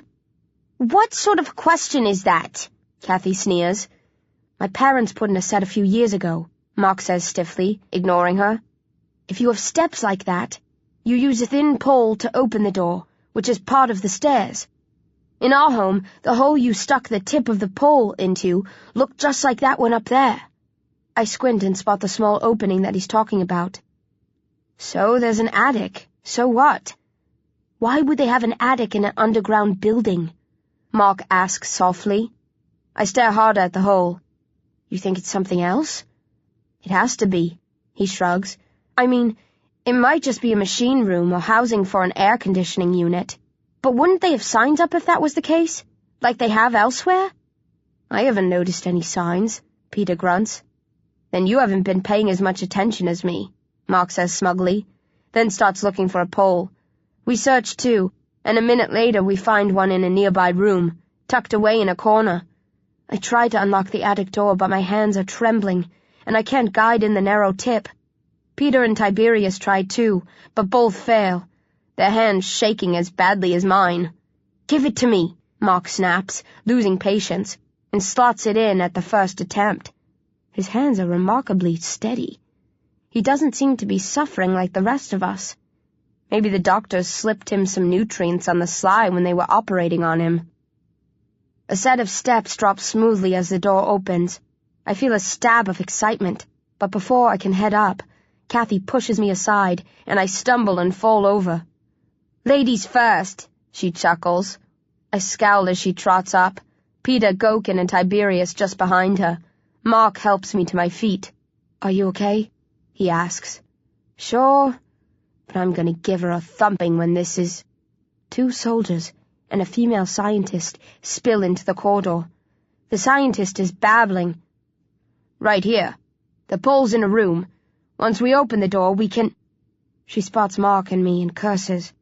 One of the soldiers has a gun. He aims quickly and fires. A bullet rips by my head but misses. Up the steps! I roar at Mark. The soldier fires again 3 times. One of the bullets strikes Mark's left arm, and blood sprays from it. He cries out and whirls away from the stairs. I duck as the soldier fires again, grab Mark and hurl him at the steps. He scrambles up them. I'm about to start after him, then pause, pick up the pole, and throw it up into the space ahead of me.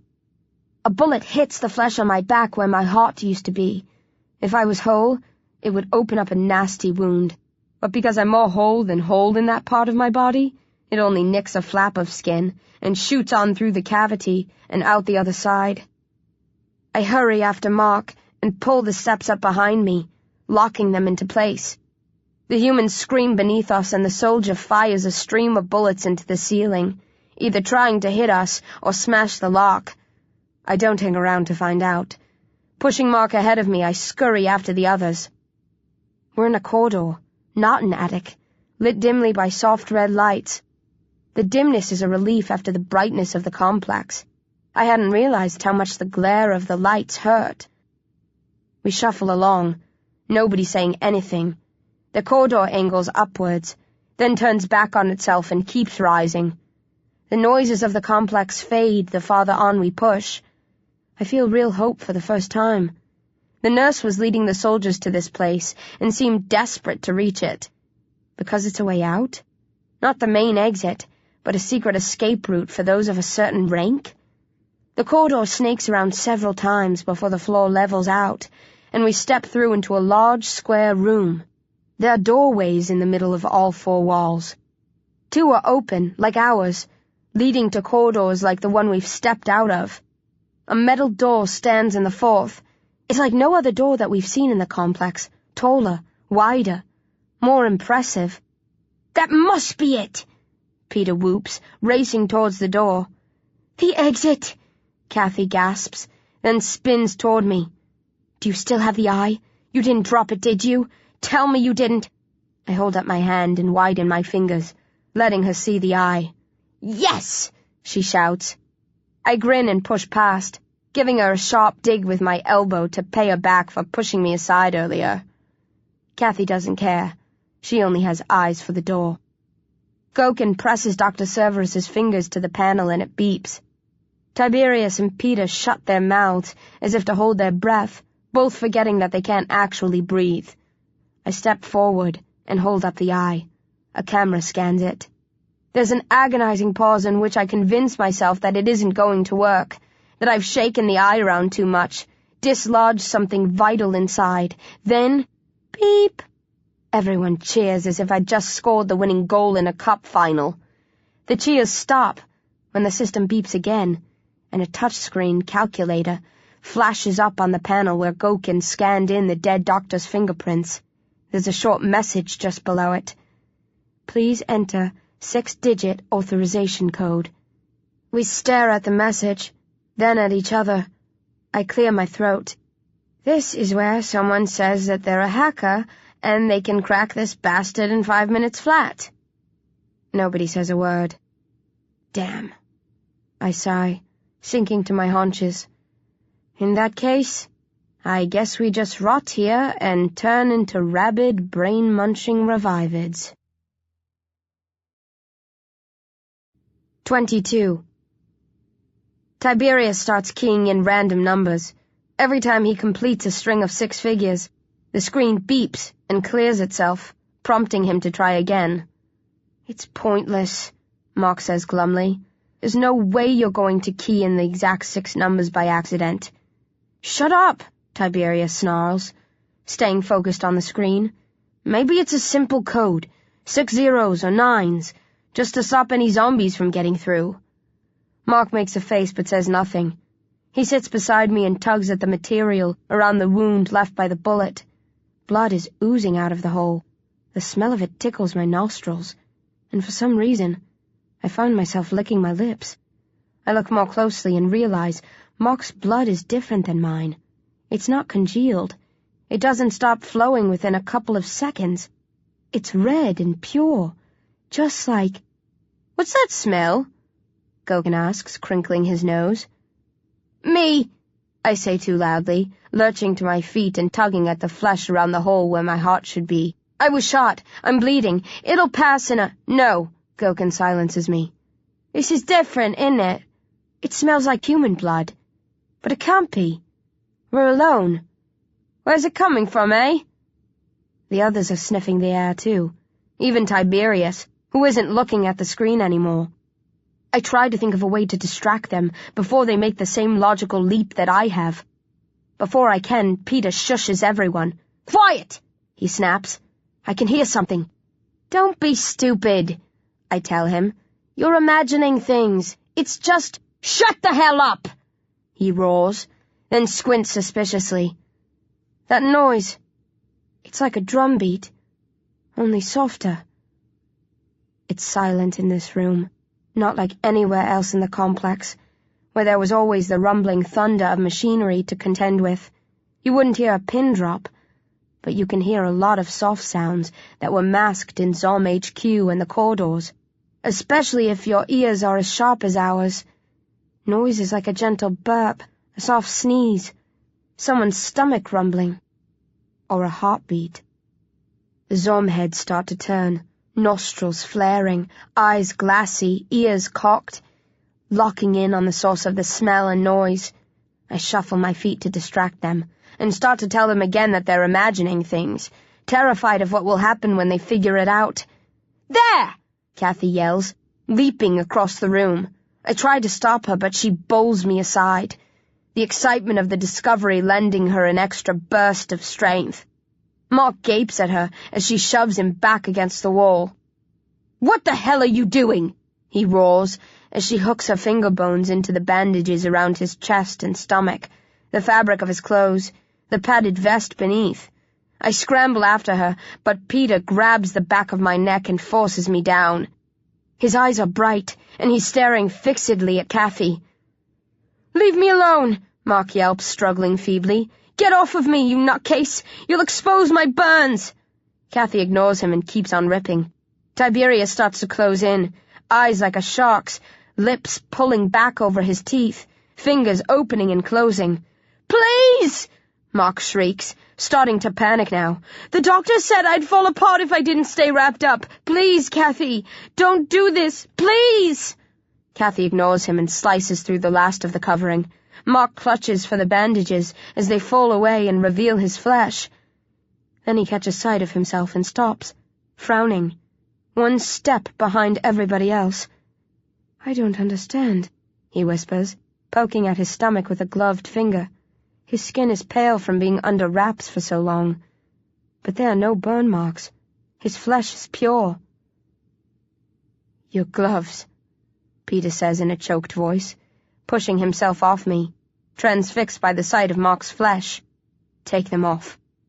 Mark frowns, then tugs at the glove covering his left hand. It doesn't detach, as he continues pulling at it. Kathy loses patience, takes hold and rips it away. Mark shouts with pain, then stares with shock. There are bits of metal attached to the ends of his fingers. "What's happening?" Mark croaks. "I don't understand." But this time it's a lie. The tumblers have clicked for him at last. Even without the exposed flesh, the fake finger bones, the rise and fall of his stomach as he breathes, the soft sound of his heart as it beats, he could tell by the fixed, frenzied looks in the eyes of the Zom heads around him. "Mark's alive," Kathy whispers, then licks her lips. "Hungry." 23. "No," Mark wheezes. "This can't be right. I'm a Zom-head. I was attacked. I was killed. There's been a mistake." The zombies, and that's what they are now, all human semblance discarded, don't reply. They're shuffling closer, eyes steady, ready to feed. "Get back!" I snarl, leaping to my feet and pushing Kathy away. I step between Mark and the others. "You're not going to do this. I'm hungry too. I can smell him just like you can, and it's driving me wild. But I won't harm him, and I won't let you lot either. You have to control yourselves. This is Mark." "Worm," Kathy gurgles, grinning crookedly. "Wriggle, little worm." "No!" I roar, slamming my hands together, trying to startle them back to their senses. "Stop. Think. Don't give in to the hunger. Peter, Gokin, Tiberius." I turned pleadingly to the ginger-haired teenager. "You stood by my side. You fought for my life. Do the same for Mark. You have to. He's one of us." A memory clicks in. "We accept him. Gobble gobble." Tiberius pauses and his eyes clear slightly. "It must have been an experiment," I babble. "They wanted to see if they could hide a human among us. They told him he was a zombie. They covered him up so that we couldn't smell him, hear his heartbeat, or see him breathing. They must have been giving him drugs to keep his eyes open, dry out his mouth, stop him from sweating, make him look like he was a revitalized." "But he's not," Peter growls. "He's human." "I didn't know," Mark wails. "I thought... They told me. I never even guessed. B, you've got to stop them. Don't let them eat me. Please, B, I want to live. I don't want to." "Shh! I'm trying." I concentrate on Tiberius, hoping that if I can reach him, he can help me get through to the rest of them.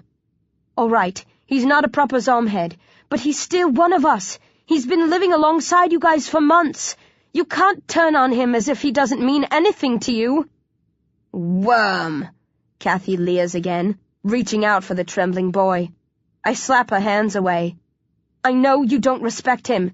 You bully him, you treat him like a worm, but he's still part of the gang. You won't attack one of your own. You're not monsters. It's the hunger. You have to fight it. You—" Goken smashes a fist into my jaw, and I stagger sideways. Mark shrieks, and the sound excites them. They press forward. Before they can target him, I'm back between them, punching and kicking, screaming abusively. I'm not going to accept this. I let Tyler Bayer die. I won't let it happen to Mark, too. "Stop!" I yell. "You don't know what you're doing!" Peter grabs the neck of my t-shirt and pulls me in close. His eyes flash as he grins at me. "Yes, we do," he hisses. "Tiberius!" I bellow. "Help me! We have to fight together! You have to—" Tiberius puts a finger to my lips and says, "Hush now." Then he grabs me from Peter and throws me aside. Mark screams, "No! God! Help!" But not even God can help him now. The zombies fall on the boy. They dig their fingers into his skull and tear it open, ram claws into his brain and scoop it out. They ignore his screams, his whimpers, his pleas, the feeble thrashing of his arms and legs. And all I can do as the beasts feast, and Mark dies wretchedly before my eyes, calling my name, begging for mercy, is beat the floor uselessly with my fists and howl insanely at the cruel injustices of this monstrous, twisted world. 24. "What have you done?" I'm backed up against the wall close to the sealed door. My finger bones are digging into the concrete, tearing at the plaster. I stare with shock and disgust at the Zom-heads as they squat close to Mark's remains, licking their fingers clean, dipping them back inside his emptied skull in search of any last tidbits. They look happy, sated, full. They pay no attention to me, like junkies after a fix, spaced out, in a world of their own, a world of murder, cannibalism, and sweet, sweet brains. "Oh, God, what have you sick bastards done?" I moan, shaking my head, trying to close my eyes to the nightmare, praying for tears that will never come. Tiberius glances at me and frowns. He gazes at Mark, then at his fingers. For a moment he looks like himself and he cringes. A look of regret and terror flickers across his face. Then his jaw tightens, and I see him turn away from remorse. He gives himself over to the pleasure of the feed, and zones out again. Kathy is giggling. She pokes out one of Mark's eyes the way I poked out Dr. Cerberus's earlier, and plays with it. She puts it in her mouth, sucks on it a while, then spits it up into the air and tries to catch it with her tongue as it drops. She misses. It hits her chin and bounces away. She giggles again. Peter and Goken are still fishing for scraps of brain. Goken is muttering, "In it, in it, in it." Peter nudges him aside, crouches over Mark like a dog, and sticks his face into the cavity of the dead boy's head to lick out any last morsels. "You're monsters," I sob, but they're not really. They're just hungry creatures who fed when prey was presented to them. I identify with the Zom-heads too closely to condemn them completely. I had to fight hard not to turn on Mark. If it had been 5 minutes later, or 10 or 30, or however long I have left before my senses crumble, I would have joined in. I could be harsh and say that they haven't regressed. They're still revitalized. They had a choice. But who am I to judge? I was able to fight temptation because I can naturally hold out longer, or because I ate slightly more of Dr. Cerberus's brain than they did. Maybe they weren't able to resist the way I was. Either way, I'm sure they'll feel guilty later. Once the feeding frenzy passes, and they recover their wits, they'll probably spend the rest of their conscious days regretting the way they gave in to their base instincts. That won't do poor Mark any good. But at least they'll suffer. I think they'll probably envy me once I lose my grip and regress. The only way they're ever going to escape the awful memory of their crime is by shedding their humanity entirely and becoming dumb revivids again. As I pause between moans, I hear a noise in one of the corridors. Footsteps. I tear my gaze away from the vile spectacle and watch sluggishly as Josh Masoglia enters the room, a small team of soldiers spreading out to flank him. 2 of the soldiers are carrying flamethrowers. The Zom-heads pay no attention to the soldiers. Mark's brain was enough for them. They don't need any more at the moment. They don't even react when the pair with flamethrowers takes aim. "Wait!" Josh says. He's staring at me. My fingers are still scratching the wall. My head is shaking softly. Josh crosses the room and stops in front of me. He looks at my fingers, my lips, then into my eyes. His right hand comes up slowly and stretches out towards the calculator on the screen. He keys in 6 numbers, and it makes a beeping sound. The door slides open. Josh steps away from me and lowers his hand. He doesn't say anything. My fingers fall still. My head turns toward the open door, bewildered. I look to Josh for confirmation, but he doesn't give me any signs. I peel myself away from the wall and stumble through the doorway into a corridor that rises like the one I was in before. I feel as if I'm in a dream, but I can't be. The dead don't sleep, so the dead can't dream. The door starts to slide shut behind me. I step to the side, looking for Josh one last time, searching for answers, but all I see is a sudden blossoming of red and yellow flames. There are agonized screams, the voices of 4 teenagers blending into one as the Zom-heads pay the ultimate price for turning on Mark. The stench of burning flesh, flames consuming all, both the monsters and their victim. Then the door clicks shut, and there's nothing. Only me. My cheeks are dry, but I wipe a hand across them anyway, brushing away non-existent tears. Then I turn and stagger up the corridor. I expect it to twist back on itself like the other one did, but this just keeps rising until it levels out into a tiny room. There's a plain wooden door in one of the walls. No scanners, locks, or anything. I can smell the outside world, a rich, pungent, overwhelming scent after the clinical, carefully maintained atmosphere of the complex. With a moan, born more of confused dread than delight, I shuffle forward, push open the door, leave the nightmarish gloom of the underground behind me, and step out into sunlight. To be continued.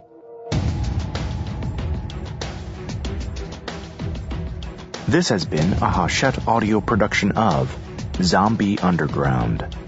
Written by Darren Shan. Read by Emma Galvin. Produced and directed by Christine M. Farrell. Recorded by Audio Media Production. Post-production by James Bennett. Zom-B Underground is also available in print and as an ebook from Little Brown & Company, a division of Hachette Book Group. Text copyright 2013 by Home of the Damned Limited. Audio production copyright 2013 by Hachette Audio. All rights reserved. In accordance with the U.S. Copyright Act of 1976, the duplicating, uploading, and electronic sharing of any part of this audiobook without the permission of the publisher is unlawful piracy and theft of the author's intellectual property. If you would like to use material from the audiobook, other than for review purposes, prior written permission must be obtained by contacting the publisher at permissions@hbgusa.com. Thank you for your support of the author's rights. This audiobook is a work of fiction. Names, characters, places, and incidents are either the product of the author's imagination or are used fictitiously, and any resemblance to actual persons, living or dead, events or locales is entirely coincidental.